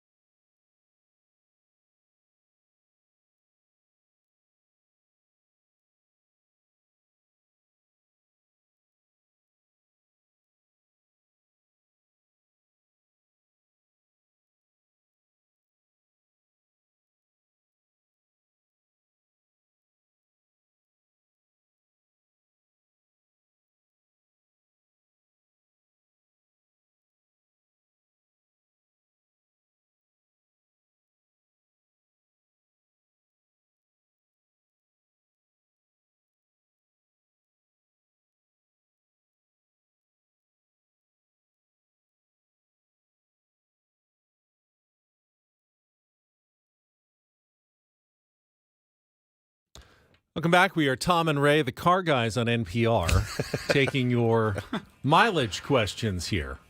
You want to call in. Now, they are actually a very popular show. I had no idea how much car talk moves the needle. Our chat has gone crazy. It went ham. It was like, everyone wants to talk about their cars, how many miles that they have on their car. Wow. So jealous of all of you. Car talk is very popular. Also, we got an answer to your question about the GIMP in Pulp Fiction. Pulp Fiction. Got this tweet from Brian, who pulled up an old Quentin Tarantino interview where he was talking about that character. And Quentin Tarantino said, "It doesn't quite play this way in the movie, but in my mind when I wrote it, the Gimp's dead. Butch knocked him out, and when he passed out, he hung himself. In terms of backstory, he was like a hitchhiker or somebody that he picked up 7 years ago. They trained him, so he's the perfect victim." That's from Quentin Tarantino? Yeah. I mean, he's definitely on their side. He's like trying to alert them that he's getting free. That Butch is getting out. Right. Like, no, this is going to be bad. But he's got the thing He's over not his trying to escape. He doesn't, like, hey, help me escape. I'll help you escape. He's definitely on the captor's side right. in the movie, correct? Yeah, it's just weird to me that there's a... Well, it shouldn't be weird. I mean, like, he's like a submissive. You've seen that, right? Like S&M, that, in that subculture, you have like a dominant and a submissive, and there are people who like to be ordered around or bossed around when it comes to their, play fantasies. That's a real thing. That's that's like a healthy, sometimes psychological way you can separate. It oftentimes, like, powerful people, like CEOs, will enjoy, oh my God, like, not having control for a while in their life. I mean, I don't have any personal experience with this. You sound, because you're speaking as if you're the foremost authority on doms and submissives. He asked, to answer your question, yes, I've heard of it. I like to be informed on subjects, so you have heard of that. Yes, I've heard of it. I'm 48 years old. I'm a grown man. What do you think? I just didn't think that you knew so much about it. I just like to stay informed. And I was curious, actually, watching that movie, that character. Like, learn a little more about the GIMP. What's going on there? My question is, he's been in a box for 7 years. That's the weird part to me. I mean, was he keep him in the box the whole time? Maybe he's just happened to be on nap time and he was in the box. Nap time. I like that he says powerful CEOs sometimes. I've seen that. I read that. Where? Penthouse letters. Where'd you read it? Probably Wikipedia. What were you doing on Wikipedia? Look at S&M bondage. Yeah, I'm curious. I was probably curious about it. I like to learn about things. Yeah, see? I want to get masked. He's got it with him. There it is. Put it on. Where are you doing this research? Oh, he just put it over the camera with the hole. Now everybody in the chat is now the GIMP, and you can look at me through the GIMP mask as you're watching Ben and Woods. That is absolutely brilliant. All right, we in the trust tree, Ben? Yeah. Never tried any of it. Never tried any of it, no. Lie to me. All right. Question 2. Would you? Sure, why not? That's yes. All right. Which role? Oh. Haven't really put a lot of thought into that one. I think I go either way. All right. He's open. I'm a people pleaser. Yeah, you are. Experimental. Watching this through the mask, the hole in the mask is my favorite thing of all time. I'm looking at him right now. You have the POV of the GIMP right now if it had eye holes. Right. Which it doesn't. This is actually the mouth hole you're looking at me through. Adam is having a heart attack. I know. Let's take a break for traffic, and then we'll get to the Reindl Report. Pineapple. Nobody said pineapple. Pineapple. I love that. From the 97.3 The Fan Traffic Center, here's Kelly Danick. Well, as you can imagine, plenty of headaches on our very wet roadways. We've got this crash blocking the 3 right lanes on southbound 15 just before the 8. Also, a solo spin out northbound 15 at the 805 connector. This vehicle wound up in the ice plant over to the right. Got double trouble on westbound 8. It crashed right before El Cajon Boulevard. That's got the right lanes blocked. Then up ahead, another accident just before College. This one's blocking the 2 right lanes as well. In the North County, northbound 15 before Poway Road, crash blocking the HOV lane. Also, northbound 15 just before Felicita. There's a collision involving several vehicles, one which hydroplaned. Big surprise there. This one's got the HOV lane blocked. Plenty of other problems out there, guys. Trust me, just about every freeway you're going to find crashes, so just give yourself plenty of extra time and know that this afternoon's commute probably going to be just as bad. I'm Kelly Danick with Ben and Woods, San Diego's #1 sports station, 97.3 The Fan. And get things started here with our today's edition of the Reindl Report. Now tuned into the greatest. Welcome to the Reindl Report with Paul Reindl. Hi, Paul. All right. 2 stories from the world of sports that we haven't gotten to yet. We'll start off in Major League Baseball. And 1 story that you didn't know you needed. Are you laughing, biatch? It's the Reindl Report Hey, Paul, how you doing? Okay, how are you? on 97.3 The Fan. Are you ready to bless the mood? I need some help, please. That was good. Can I get a yeah? Oh, yeah. All right. I will never, ever complain about a slow off season again. Ever. I swear to God, I will never, ever complain about us. AJ Preller, in fact, don't make any moves because I like where this is going and has gone. Fantastic. Ben's alter ego, Ben Franco. Spencer in the chat was like, Paul, please schedule more guests. No, and miss out on Spencer, content are you like out of that? your mind? Oh, my Come on. God, what is happening? That is so good. So we said, yeah, imagine you missed the whole show and you just popped in now. for that. All right. We could be previewing USD's game at San Francisco tonight with Steve Lavin at the moment, Yeah, but we we're could not. be. We're not. Way better. Way better. We're going to run a little short on time here. So I'm just going to do 2 stories. We'll start off note from Major League Baseball. We knew the first few Sunday night baseball assignments, but we've got a little bit more. Saw this here. Major League Baseball games will happen this month, so we're celebrating by announcing another round of ESPN Sunday night baseball game selections. This comes from Ben Cafardo. He does communications work for ESPN. May 5th, this is a Sunday night baseball matchup between the Giants and the Phillies. May 12th will be the Braves versus the Mets, and on May 19th, the Padres taking on the Atlanta Braves. They already had some national games scheduled early in the 1 or 2. season. In addition to the Korea games, they had a couple of, I think, Sunday games in April. So another Padres Sunday night game. They're going to be on TV still. Yeah. That means the powers that be, whether or not Padres fans agree, the powers that be still think the Padres will be an interesting, competitive, exciting team. Wouldn't that be in more 2024 for the Braves and the Dodgers? Well, yeah, but you can have them play each other, and you don't have to include the Padres at all in some of these games. I feel like we're the afterthought in all of the Sunday night games. It's because of the teams. No, I mean, there were years where the Padres were bad, and they'd never appeared. Never. So I think you have to be at least somewhat good to get into these games. Still some good storylines. Paulie, if you don't have that second story, I'll just throw in the breaking news.